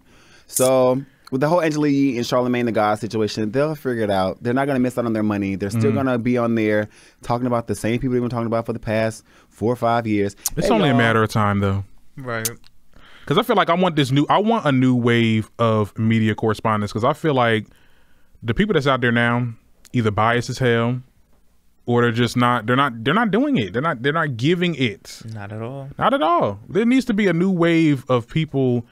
And maybe not particularly me, whatever happens, child. But it needs to we need new people. Well, they say podcasting is the way of the future. So yeah, I guess we'll figure it out.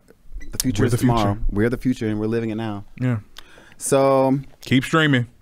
So, you know, like I said, today's, show's about beef and chicken. And there was some beef that we thought was going to be resolved or that reports had said that the girls down in Atlanta had found them their nice footing and that they were in safe spaces with each other. And I think the season 12 premiere came on yesterday, right? Real Housewives of Atlanta. I've been waiting for this season ever since the ending of that lackluster season. Ooh. It was lackluster. Hey. Without Kenya, it is lackluster, but we got a little... What? I'm listening to you. Right. So they premiered and they started off with what I think, is the queen of Real Housewives, Miss Kenya Moore and her child. Delusion. Oh, sorry. Go ahead. And then they went to King.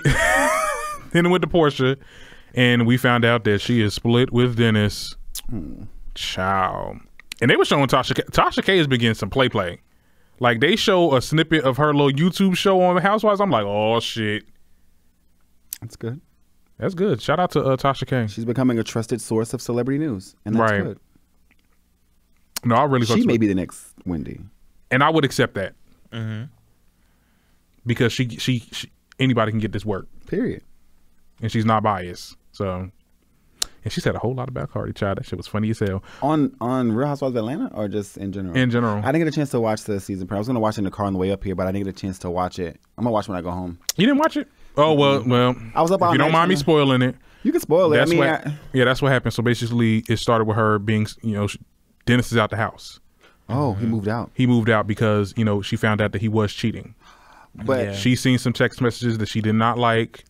I don't think it had nothing to do with the whole Tasha K thing, because sincerely, the girl that Tasha K said, or the blogs were saying that she was cheating, he was sleeping around with. She was at OLG out of nowhere and miraculously mic'd up. She was at OLG to tell production fumbled on that shit. Yeah. I was over at the bar and I saw you, and I just wanted to come over here to tell you, I know like it's starting to look like a pattern, Candy. I know that you probably heard in the blogs that I slept with Portia's husband. But it's not true. It's not true. Hey, sincerely, I didn't know that you were gonna be here. Candy is horrible at this. Look, I don't mind sincerely clearing her name, but Candy, come on now. Goddamn well now. Now, if it was me, if I was Candy, I'd be like, I blame production. I ain't know about this shit. I don't know. But she didn't even say that. I would have been like that. That would have been more believable. So King is back, blah. But the theme of this season is that there's a snake among them. And when I started thinking back on some episodes, I think I've said this to you before. I like Candy as a songwriter. She's kind of boring to me on TV. She had the most success as far as spinoffs go. But I think that Candy is the one that's kind of like... You think she's the snake? I think she's the snake, because I thought about the whole situation with Cynthia and Nene last year at the end of the season, and I've been saying it for the past 2 weeks. I'm mic'd. My mic is on. I'm mic'd. Girl, why you didn't take the mic off? You knew that Cynthia was about to talk about, can you come to this party? You knew what the conversation was going to be. Take your mic off. And then it leaked. Production's going to, come on. Like, production is thirsty for some good I just content feel like because Candy, it's been Candy dying. throws the rocks sometimes. And hides the hand. She just sits and looks like... And it was to be like, what do you mean? Like, I'm not in this. I'm trying to... Then that little candy coated click. It's something, and it's bad. It's unprofessional when your team is part of the mess. I don't know. I'd love to find out. Because I know that the Dog Squad, we're gonna start kicking folks down the stairs together. Okay. Spartan kick. Right. Jump straight up. You're gonna have 7 sets of feet just coming straight for you. Straight for your jugular. Look, because we know what's his name that's part of Candy's, the candy coated click thing. What's his name? I forgot his name. Don Juan. Don't like Portia for shit. Don't like Portia for shit. Maybe he was the one that got damn sincerely on here. He's like, oh, hey, Andy. Yeah, there's this girl that, Possibly. It's very possible. I don't put nothing past production. Oh, Candy. When you think about reality TV, hey, y'all, I see y'all logging in. I see you. Hey. Reality TV is also a production. And the producers know kind of the stories. Like, Right. That's why you do interviews before you start taping, just so you can kind of know how to weave these lives together to make something that people will be tuning into every week. Popping, eating popcorn and eating pizza. I cannot do it. I know me. I know my temper. I'll be busting everybody's ass on set. I can every day. I can easily be on reality TV. Yeah, because you don't give a fuck about nothing. That's different. Right. You would be the sleeper of the season. We'd be like, I don't know if we're gonna bring Darren back because what did you do? What do you mean what I did? Yeah, because I feel like you don't seem like the type that you don't like you would take sides or anything. You don't seem like you would be problematic or that you're not a charade. You don't not a bone collector or carrier.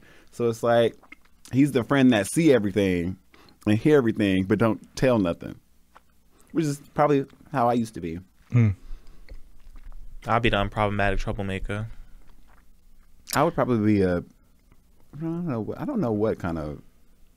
Now, no, I said unproblematic troublemaker. What would you be? I think would you be a Nene? And we'll get to her a little bit later. I don't know, y'all. Do y'all think I would be a Nene if I was on reality TV? Yes. I don't. What? I see me as like not a Cynthia. Like No. I don't think I would be a Nene. I like Nene. You'll have Nene tendencies. I mean, if it's. It I don't know. You said I wouldn't be into show. the drama. I mean, look. Let me tell you something. Reality TV, Darren. I think I'd be a Phaedra. Because I want this is how I feel like. I want my 2 seasons in. Yeah, you probably would be a Phaedra. I'll be too. You know he tried to run you over and rape you yesterday. That's what they said. I didn't say it. You didn't hear that from me. That's what they. I want my 2 seasons so my notoriety can go up and I can promote this podcast. Hello. Okay. Cause shout out to Jason Lee because he did that. He was on there, did his little thing. He was on Through the Water at Hazel E. Now Hollywood Unlocked this. I always say that if I was on reality TV, my character, I wouldn't even care if I'm on there. Would probably be a mix of Shawnee O'Neal, Tammy, and Candy. Because I want all the monies, right? But I also want you to stop playing in my face and lower your voice, right? Because God is working on me. But anyway, Nene, they were upset. A lot of fans of the show were upset that Nene wasn't there, and we told you, the blogs told you. She'll be there November 17th. Huh? She comes in on the 3rd episode on November 17th. Oh, okay. And that's when I'll watch. So I definitely just thought about it. I will be watching. Huh? I definitely just thought about it, and I'll be steering away from the Real Housewives and be more like Mob Wives. I'll be Drita. Oh, I can see that. I'll definitely be a Drita. I can see that. Not Mob Wives. Because it's only but so much. Right. I'm like, all right, you know what? Fuck this shit. Right. I have had it up to here. Okay. Right. I can see that. Oh, what if it was like a reality show, like a Bad Boys Club or something? I would host it. I would love but that. I wouldn't be one of the boys. What you would be, Tanisha? I could do that. I would host it. I definitely would host the reunion show. And I'd definitely probably be going the first. I want to be in the house. I ain't getting no fucking sleep because of y'all. I'll be Tanisha in the house. I'd be going the first 5 episodes. I'm not even going front. No, I don't know. I'd probably fight the whole cast. I would be the one that I feel like people be waiting to see me fight somebody because my mouth is vicious. But I'm not like, unless you put your hands on me, I'm not gonna put my hands on you. They was gonna do a Bad Boys Club, and I was back when I was in high school. I was like, I'm definitely applying. They definitely were talking about that. I remember that. I just feel like that'd be brutal. Who really wants to see a whole house full of men fighting and arguing? Like, I don't want to see that. It sounds boring to me. Like, y'all really finna put 8 to 10 grown men in a house.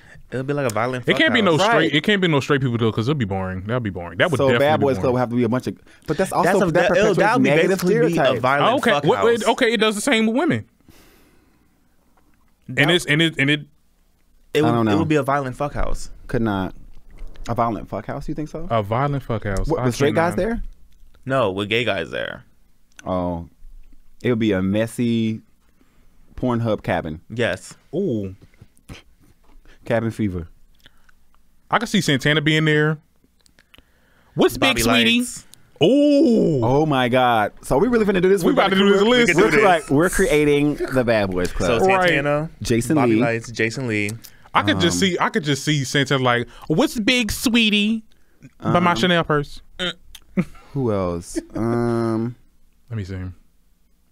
Ooh, Milan Christopher. Yeah, He'll be trade. He'd be what? That's Butch Queen. Butch Queen.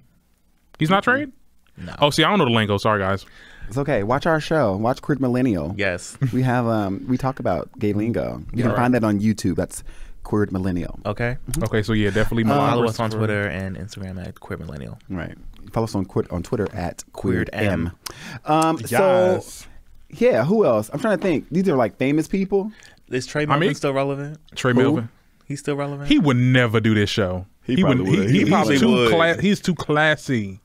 Well, I wouldn't say classy, but he's bad. Like, you be bad and be classy. I don't see what would he do. I mean, he's not fighting nobody. He's not getting into no arguments like that unless it's like theatrical. Tasha Call. Hell no. Oh, I would never. Too many. Too many black people here. He'll probably be like, the ghetto. I'm out the first day. Ooh. Dang. Lil Nas X? Oh, no. He's too new. He's too new. I wouldn't see that happening. Safari, probably. Oh, you mean Safari?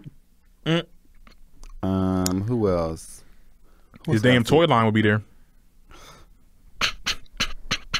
Oh yeah, the toy line will be there. I can't. It'll be sponsoring every time. Sponsoring by. No, because Christopher Milan will be mad because he has a toy too. You know, he got his butt and his thing done. It looks horrible.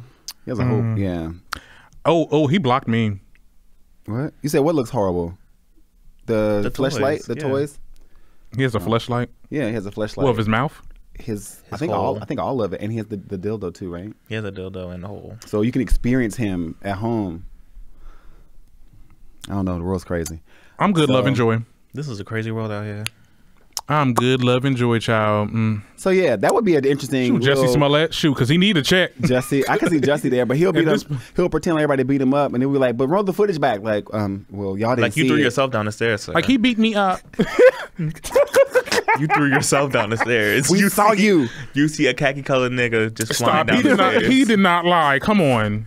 I'm just kidding. Yeah, stop it. Let's not open up that. In another world, that is my future husband. So who? That's my second. Your second husband? Mm-hmm. Frank Ocean's the first. Jesse's the second. I would marry Jesse Smollett. Sit your ass down. That's my husband.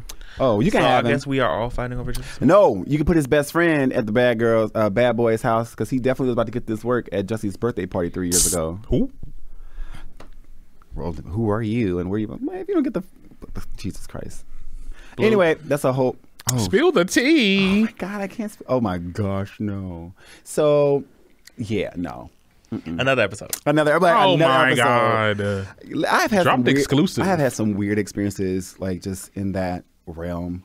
Celebrities are still real people, but some of the fuck shit that comes with them, you just be like, I don't have time for this, and my attitude's too bad. And I've been drinking Bacardi 151. You need to get out of my face. Yeah. We had a good time at his party though. We jumped on the couches together. Gabrielle Sidibe is fucking funny. Got a chance to talk to Raven Simone, and like it was good. We had a really good night. I think I have like video and stuff like that from that night on my Instagram. I'll send it to you. But we had a really good time. Jesse's very interesting. He's an interesting person, and I just want the best for him. Didn't he what? Then I heard a story about him being on Empire. He like DM'd Mr. What's his name? God, what's the director of Lee Daniels? Okay. Did it? Yeah. DM'd him what? What's about the night of the production? Yeah, I mean, the night of the to be on the show. Probably. I'm like, oh, child, be DMing people. I thought we. Yes, I need to DM some people too. Child, no, I got that from the B. Scott show. There was illusion that I need to DM some folks too. Mr. Lee Daniels now. All these. Listen, what's the point in having gay black directors if they're not able to provide opportunities for gay black actors to help tell our stories? Okay. It doesn't have to be anything sexual. It's just like that is you the plug, right? Okay, well, plug me in. Period. Right. Like I want to see relatable stories. Right. But yeah. Oh my gosh! Shout out to Stitcher. You can now stream us on Stitcher now. I just got an email. We're everywhere. Yes, I'm trying to get on Pandora. Hopefully Pandora, fingers crossed, girls. Y'all, share this live. Make sure that you share this episode, the links. But if you listen on Stitcher, we'll be there in a couple weeks. That's what they just emailed me. So yeah, reality TV is full of adventures. Real Housewives of Atlanta is back. Congratulations, Kenya and Portia, on their daughters making it a year. I think Portia's daughter's birthday is coming up too, right? Yeah. And Brooklyn's, Kenya's just turned 1. They had a birthday party and they both were there. Right. Was the dad there? Was Mark there? Yeah, they both were there. Very good. I didn't realize how attractive her husband is. Mark is fine. That's a fine man. I don't know. Chef Roble knows. But then he lives up here too in Harlem. So I'm like, yeah. What? Yeah. Hey, what? Say it again. What you trying to say? I said it the last episode. I was like, what? I'm just saying. We let people. What did I say? We let people tell their own stories. So we just gonna. But can you say they getting back together? That's a cute nose ring. Woo. I ain't touching it. All I can say is he's there. Now, he's a Sheree DMs me you said Sheree on some sugar daddy shit. Then if who? Now if he DMs me on some sugar daddy shit. shit. Mark Daly? I thought you said he did. I'm like, what? No, I wish. I would. Listen, he could pay me. Sure can. I won't say shit. Like who? What? I don't never met him. No way. Can you be in your DM and was like, don't ask me about your man. Ask your man about himself. Ask him, right. And that goes for anybody. Any of y'all out there. How they said, any of you hoes out there. Okay? If you see me with your man, he works for me. That's it. Shoot, Kenya texted and then goddamn Bravo TV headquarters be like, right. So, and I'll be right there. Watch what happens live. You better back up. Right, because ain't his studio Mind in New your York business. too? Mind It your was real business. close. Andy be like, hey, let's have this conversation. Yeah, let's. Oh, I saw Andy one time at Harlem Nights when they were doing Trappy Hour. That shit was interesting. Oh, Andy Cohan. Yeah, my best Yeah. friend met him too. Deontay, you know yeah, Deontay. it was Deontay it was met him, weird. too. Was it? He was just like in his own little vibe, and I'm like, is that fucking Andy Cohen? Yeah, it was. I was like, oh my god. I'd have ran to him. I'm like, oh my God, Andy. I love Andy, by the way. Yeah, I knew Definitely it. I that. knew it. I heard about that. and then there was So- one time when I went to Alibi across the street, and that was where Jussie was, and I didn't realize that was him because he was in the cut just getting, and I'm like, who the fuck is this light skinned? And then I saw on his Instagram that he was there, and I'm like, oh shit. So I could have definitely had Jussie Smollett if I had the chance. You think so? No. Oh, okay. Nah. Just as long as we're clear about Let that. me humble myself real quick. Right. Oh, sorry. I got warm real quick. See, I don't like people. Y'all be talking about my. He don't know you. He What don't you want mean? you. Okay, Jesse is we'll go- mine, honey. we'll go with that. Child, Love if I you, was mean with, it. let me tell you something. We'll go with that. If I was with Jesse and that whole shit was going down, I'd have been like fucking Hillary Clinton. It ain't true. I mean, it is true. What happened? My husband has been attacked. Okay. You would have been the Hillary. You've been right. I'm not just sitting here with some woman just standing by her man. The whole light Right, film. the lights are falling. Like, oh, okay, I Lord lied. Jesus, Mary. Right. Right. Jesus, Mary, and Joseph. Oh my goodness. My dumb ass would have been like, Absolutely. my the husband fuck is telling not. the truth. I would have supported him through all of this. I would have just gave him butt rubs and just patted his head the whole time. Like, it's okay. You're all right. It's You okay. light skinned. You'll be fine. You'll make it through this. But damn, they didn't even let him on Empire. I'm like, the Empire is dry as it is. Once I saw that fucking dread wig on That Terrence sent Howard's me. head, that's when I was like, oh yeah, this is over. I was done. This is done. They We're got done this man here. actually speaking fucking the dialect. I'm like, oh no, I'm done. We're done here. There's nothing else left. Absolutely to not. see. He's like, what's up, man? I'm like, no. That was a dumpster fire waiting to happen. Cancel it. Lee Daniels, what's going on? Whew, I think they all do. You're the same in strong. cocaine. You're in strong. Yeah, you don't in torpedoing your shit. Well, speaking of Lee Daniels, Star's getting a 2-hour movie special. I'm like glad they're concluding that because that's the show I would really want to freaking watch. Cause that season finale, Like, come on, you gonna leave how us you with end that? that shit like that? And I think he was given a choice. I'm like, either you one gotta go, and I guess he chose his baby Empire, which is Right. he I don't should even know have what y'all talking about He right should now. he should have put Empire to sleep. he should have ended Empire like that because I felt like the last season ended with that. Yeah. It was fine. I haven't watched Empire in like 3 years. What season is this? Season what, 4? Ooh, I think 4 maybe. Yeah. I think 5. Honestly. Yeah, I think I watched 2 seasons of Empire and then I kind of like went to sleep. You're so beautiful. I hated that song for a while. It was corny. Just a little bit. And Jesse, I feel like he's a good actor. He tried to break into that damn singing. I'm like, boy, But he was a singer first. He was. he I was, but it remember didn't. that. You know, I mean, acting was a little bit better.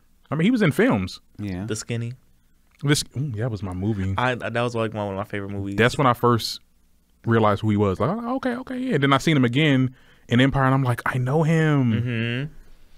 And then he did a little bit of cameos in movies and stuff. He looked good in The Skinny. I'm not even going front. He did, child. He did. His nice little curly hair and stuff. Then we was making out with his little boo thing on the show. Shout out to Dustin Ross, by the way, because that was Right. from the Friend Zone podcast. Okay. He definitely, they both could have got it. And all of it. Didn't he marry? He was married. Like Jesse was. There was a story that he was married to a director. Really? The Who's Married? But let me just say alleged because I heard this on. Allegedly. Allegedly. I ain't never heard it. He was married secretly. Was secretly married? Yeah. I think it was to like a director that he was. I think of the Skinny. I got this from Patrick the B. Ian Polk? I got this from the B. Scott show. So Really? if y'all was wrong, that's y'all. Oh well, interesting concept. Well, I gotta didn't know pull back anything the about that. archives to that show to figure out because I know he was secret. I knew he was secretly married. Like that was something that I heard. And I was like, You knew he was secretly married. I didn't know these words. I'm Like, not saying I I knew. knew. He was secretly married. Look, I heard. Allegedly, he was. I heard married. allegedly. You know what? Well, when he wants to be publicly married, he knows where to find me. Well, no, they Me. divorced, but okay. Well, let's move on because we not even. I don't even know how we got to Jussie Smollett. I don't know, but we was on reality I'm so glad that TV. he's here.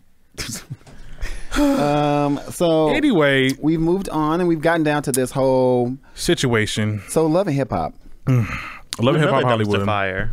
Another dumpster fire. Another dumpster fire. All of these shows are just hot garbage, and it is so entertaining to watch this. Love and Hip Hop Miami is okay. I like it.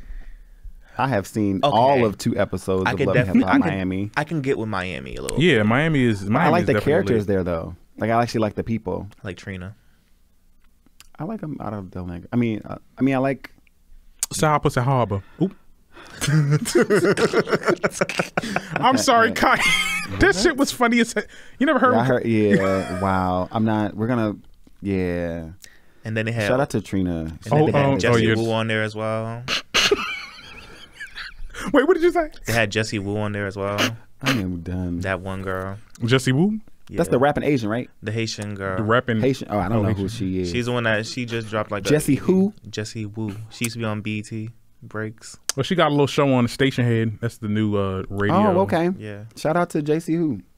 Child, we JC Wu. Recording shows on our phones, child. What's her name? Yes. Jessie Wu. I'm gonna find out who she is so I can be excited about her. We gonna listen to shows on her phone, child. She's recording on her phone, child. Yeah. Hey, that's the best way to do it. You can do everything on your phone except find niggas that's worth shit. So anyway, Fizz and April are together. Speaking of niggas who ain't shit. Yeah, let's talk about this because we have some. Yeah, what's going on with April and Fizz? My thing with this whole situation. Okay, so basically, Omarion and Fizz is in B2K as you all should know. Okay, and has a baby mother named April Jones. Right, they have a child. Now later on down the line, there's a storyline that Fizz and April are together. They didn't want to. The whole first part of the season was them just being friends, and then people saying, "Oh no, y'all together, y'all together." Now the episode finally came out that in which they're together, and the internet is just going crazy. They're, "Oh my God, Omarion, like how could you do that?" Or they're really coming for April. And I just feel like this. I didn't want to talk about this at first because I feel like this is such a common ass love and hip hop story. Like either is it common? Everybody, yes, everybody in that show at least slept with their best friend's man, or their man or their best friend took their man. Their best friend? Or friend, or whatever you want to call it. What are the other examples of this happening? Okay, let me see. Hold on. Because you said, I mean... Okay, the whole thing with Hazel E. and... What's her name? Masika.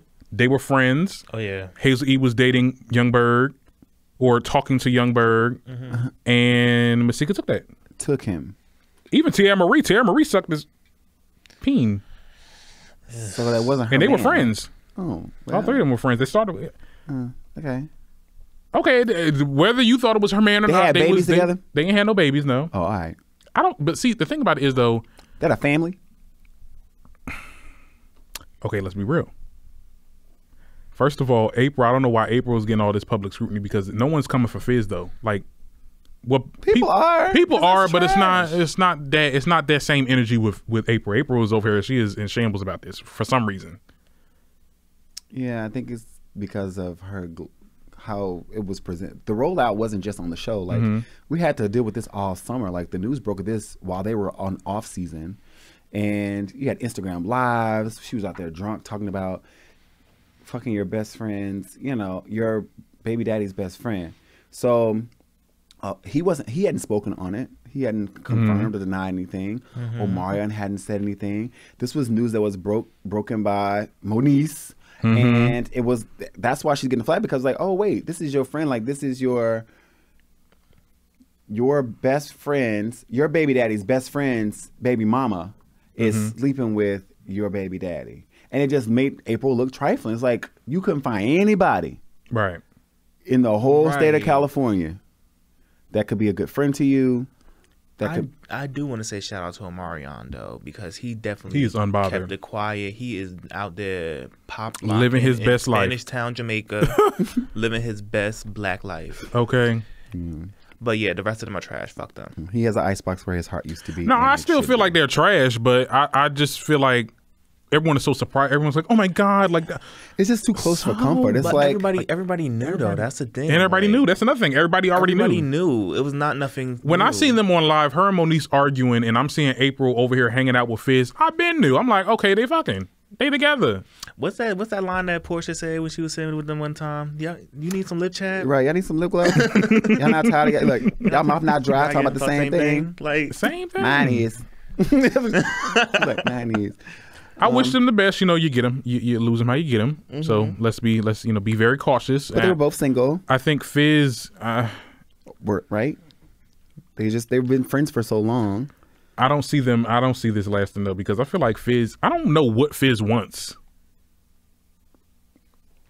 that's a grown ass man. You don't know who what does not know what he wants. you don't know what Fizz wants. What do you mean? Because it seemed like expound upon. It just seemed like he gets into these relationships or whatever, and I'm just like, he's like, yeah, we're here. I feel like, is this for the show or for what? Because you can tell. I mean, like at the end of the day, you couldn't tell your friend Booby because I guess the dude on there wanted April.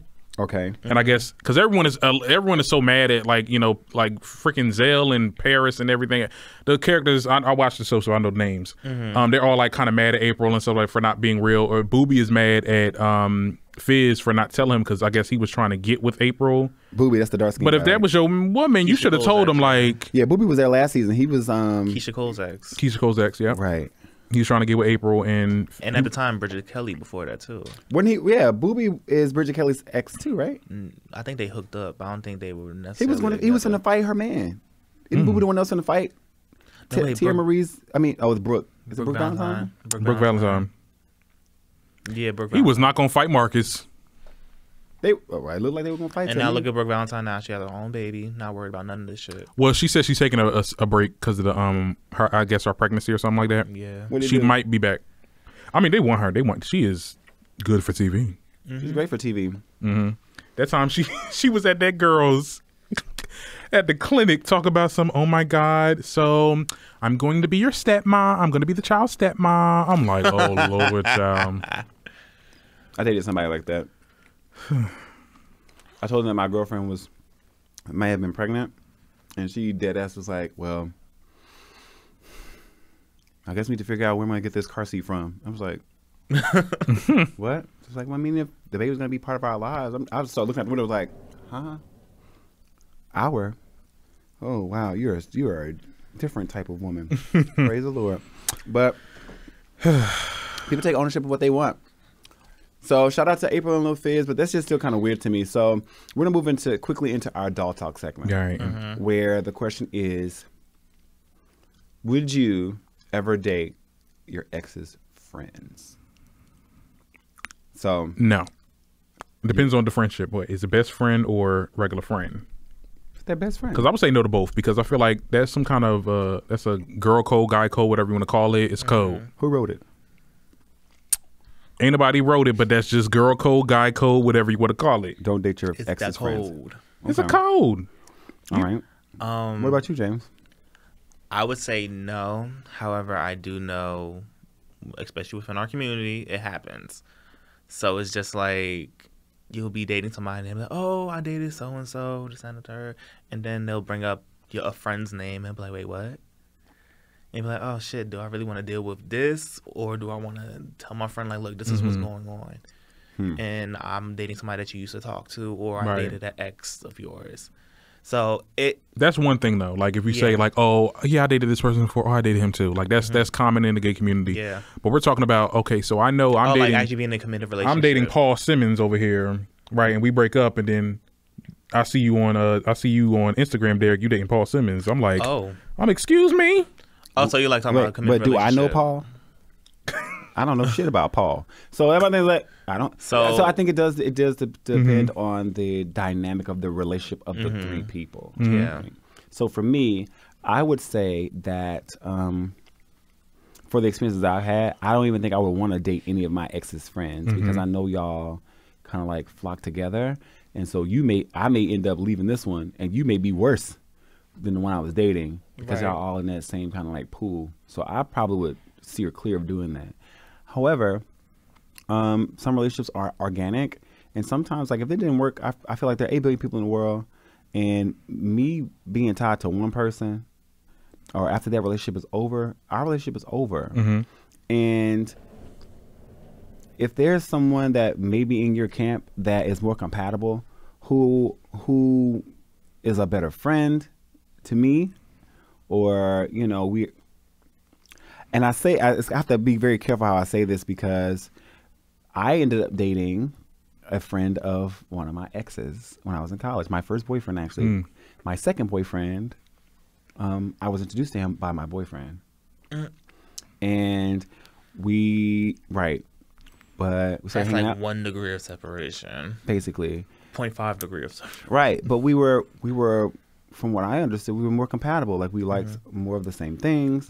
We, I don't know, he made it easier for me to, like, communicate and stuff like that. And I think I was already going through some stuff with my boyfriend.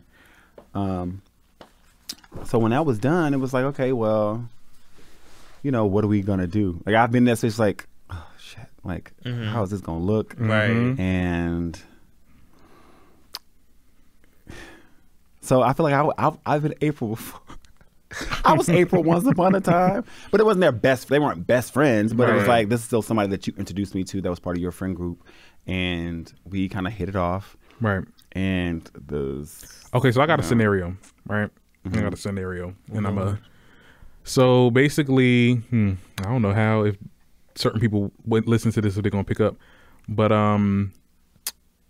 let's say I was talking to someone for maybe about a couple weeks to a month. Maybe we were talking. We're not dating. We're not in a relationship. Well, yeah, we're just talking. We're working up to that, right? Right. Or allegedly working up to that.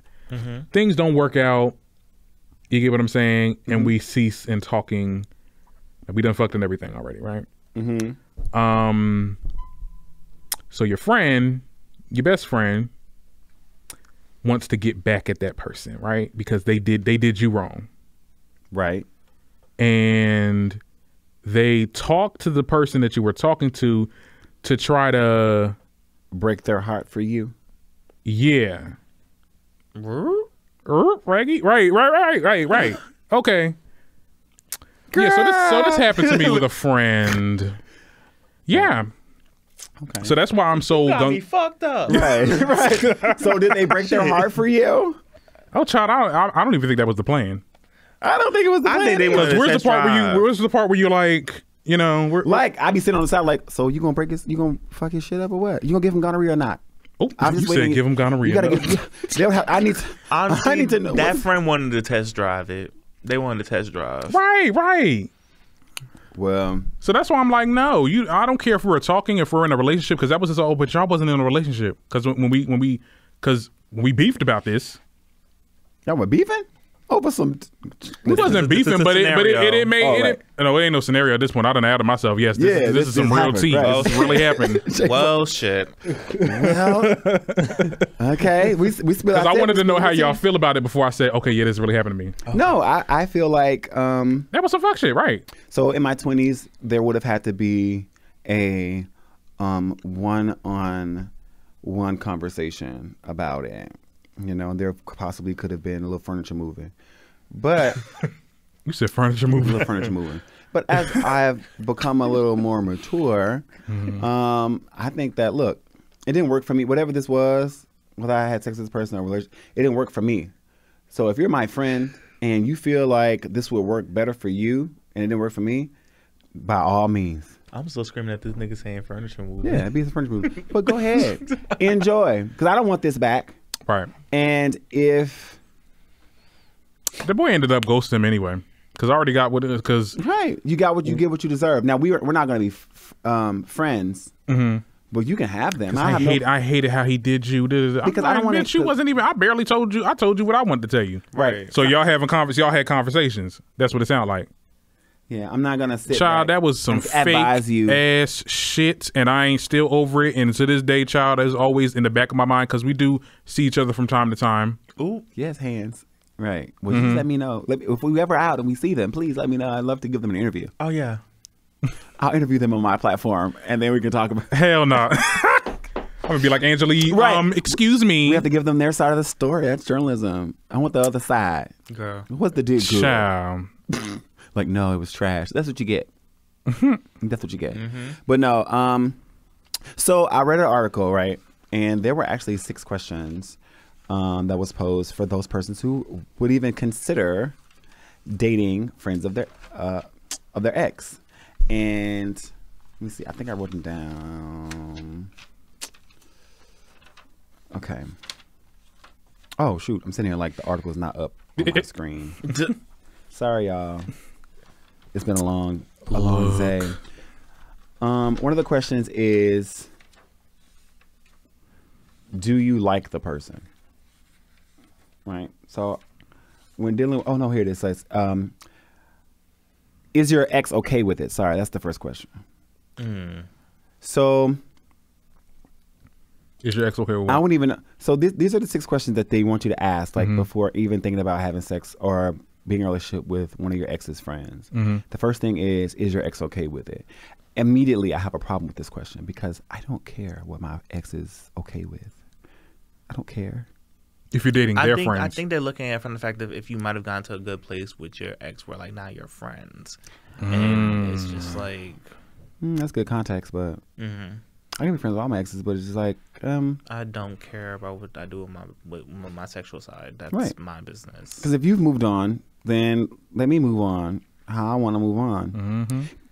And like you said, especially if you moved on without telling me. Right. And also another thing is our community is so small. It's like, okay, well, you're not gonna be okay with it, or even if you are okay with it, doesn't matter. But our circle is small, so the pool is small for me to choose from. So it's if I'm not fucking your friend, I'm probably gonna end up fucking the friend or the person you fucking now. I'm gonna fuck your friend. Right. Or your friend's dad or mom or sister or brother or cousin. I'll take that for 500. Right. So it's like, you know what I'm saying? It's like you're gonna know it's gonna be proximity unless you live in a place where you have more fish in the sea. Right. But is your ex okay with it? The second question is, why are they doing it? So some people might have ulterior motives. Like, why would the friend be even interested in dating you after watching your relationship fail with their friend, their best friend? They've been plotting. Which could be could. They've been plotting. But what if they plotting for good though? It's like. So, like, taking in this April and Fifth situation. Ooh, she just said, right. She said, she's always dated the bad guy, and he's always been a friend to her. Their kids like each other, and what? I'm screaming because that is definitely a question of something that's recently happened in my life last year. Oh shit! What happened? You remember I told you the ex I had that had wound up cheating, and then he ran to Atlanta. Okay. And then his friend had wound up being like, "Oh, I had a crush on you since this, that, and the third." But he was with his baby mama. Oh shit! Yes. Yeah. So that's something that definitely kind of like tugged on my. Oh, it tugged your wig real hard. Yeah. But did you fuck him? No. Oh, okay. Your mistake. So, I mean, other things happen, but no. You know what I mean? Well, this is this is the one you munched? I don't know what's going on. Nothing. What that meme says, munching butts and celebrate Halloween. That's what the gays do. Lord Jesus. Rule number 1 to be a boss ass bitch. Right. So why are they doing it? So understanding why. So like with the April situation, she kept saying that, they have a real friendship. It's a genuine friendship. And, she feels safe with him and all that kind of stuff. What the motive is, I don't see what he gets out of it.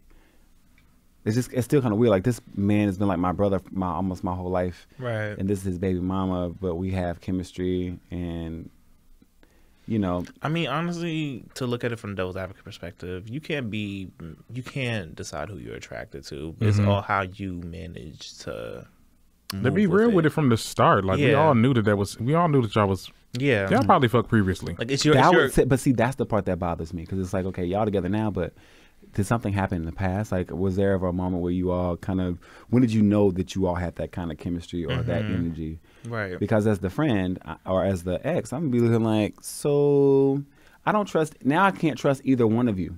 That would be me. That's why I'm like, after that, we can't be friends. Right. But, and then the whole thing with the Moniece, because I felt like she has some entitlement issues with Over her baby daddy? Well, because she feels like they're kind of turning her son away from her. Okay. Well, she's a mother. Mothers are entitled to feel how they feel. And if that's true, and then I saw her interview that she did with. I'll be those Hollywood moms in courts, joint, full custody. Yeah, I saw that interview she did on Hollywood Unlocked as well. And her side, it made me sympathize with her a little bit more. Who, Moniz? Yeah. What did she say? She was basically saying like how he pretty much was like, he was pretty much doubting everything that she was doing for her son, and the fact that she was being portrayed as a crazy mother on the show because of the fact that her baby daddy is going out and doing this. But I gotta watch that. Huh? I said I gotta watch that. Yeah, you got. She's been out there. He's been out there doing this, but I'm sitting here taking care of the kid. Right. Like, you're not making it any more easier for me. So I definitely understand where she was coming from with a lot of what she was saying. And you got people asking her during like, how do you feel, Moniz? How do you feel? Like wanting a rise out of her. Right. I feel like she should have handled it differently on the show. She should have been like, I don't give a good shit. I care about my son. You're not going to turn my son against me, because that's when I will be going to courts. But that's usually when that's her shield, isn't it? That's her kid. So the other question number 3 was, are you cool with the worlds colliding? So when you're dating someone's friend or you're dating an ex-friend, if you choose to take that route, how comfortable are you with having to share space with that person? Because you're going to see them again. See who again? Like, if you date your ex's friend, unless, because you have to think about the other relationship, there's another relationship involved, the ex and the friend. So what if they're able to keep their relationship intact? Okay, she's got to have it. You have to be comfortable in saying, okay, well, I'm with this person now, and we're probably going to have sharing spaces. Are you going to be cool with those worlds colliding? Question number 4 is, are you just being super lazy about finding a new love? Like I said earlier, out of all those people, like out of all the people, it's got to be that. You got to pick somebody that. But some people feel like calls Uncle Fizz. Like, we call him Uncle Stepdaddy. Now I gotta call you Uncle Daddy? I don't know. Wow. It's some real, like, Fifth Heartbeat, like, Jackson 5 shit going on with that. Cause you know Jermaine and Tito have the same baby mom, right? Yeah. Cause I mean, like, Fizz and April have babies. Like we were saying, like, it's just... Yeah. So number 5 is, what do you like about them? Like, if I'm gonna date my ex's friend, like, what do I like about them? Right. And then number 6 is, are you doing it to stay closer to your ex? Because this also does come with a tie to the person you left or who left you. That's a mind blow, because I didn't really think about it like that. Yeah, it's like, I'm fucking you. Now I'm fucking your best friend. I'm doing this to get back at you, but I still want you. If I'm in a relationship, right? If I'm in a relationship with you, I'm doing this to hurt you, but in the meantime, I've messed up a relationship between you and your friend, and I'm probably gonna leave your friend when I realize, like, I'm really not even attracted to you like that. I just really just want. So you just wasted 2 relationships. Yeah, wasted? The one that you got, the one that you got with, and then your friend that's been by your side. Because there's a lot of people. There's some people that will be friends with their friends that did that to them. A lot of times it's not the case, especially in the gay community, child. Yeah. Oh, they hold grudges. Let me know. I don't know. They do. Oh, We do, honey. Well, it be like that sometimes. I don't know. I just say that when you're an adult, you have to really make your decisions based off of what works best for you. I'm always going to tell people to do what works best for you, right?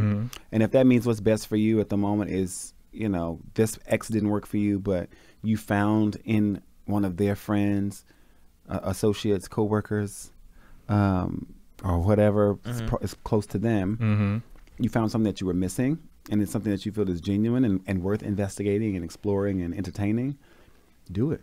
Like, if you ain't married, you're not married, you're not tied to anybody. All right. You know what I'm saying? But I would also steer against it if the motive isn't correct. Because if the motive is just to hurt the other person, it's going to blow up in your face. Right. Yeah, exactly. It's going to backfire. So I'd advise against it. Having done it, I don't think I would ever do it again. I think for me, having done even getting to the point of being friends with an ex without dating a friend's ex, it's a lot. So I wouldn't even want to add that other component into it. Like, me and my ex from a couple of years ago, we're good now. Like, we were friends. Like, I was able to support him when he went through his other relationship, and then he went through his relationship woes with that. So it was just like, okay, I couldn't imagine adding another component of, I'm going to date his friend instead of just solely him. Yeah. Basically, when you get rid of the nigga, get rid of him, his family, his friends. Get rid of all of them. Get and rid. then just start over from scratch. And then if the lines, if something connects later down the line, then you say, oh, well, I didn't even know. But to if it's an immediate circle, like just don't. Yeah. Avoid that drama. Right. And then be looked at as a jump off. Right. Good talk, y'all. Well, That that's was it a on good that. talk. That's it with that, and that's it with this show. That's it. That's We it. done. We are 2 hours in. Oh, that's Wow. good. That's some good quality programming. The right longest there. show in TDGS history. Wow, legendary. Legendary. I'm honored to be a part of that. Oh, Yes. James. Aw.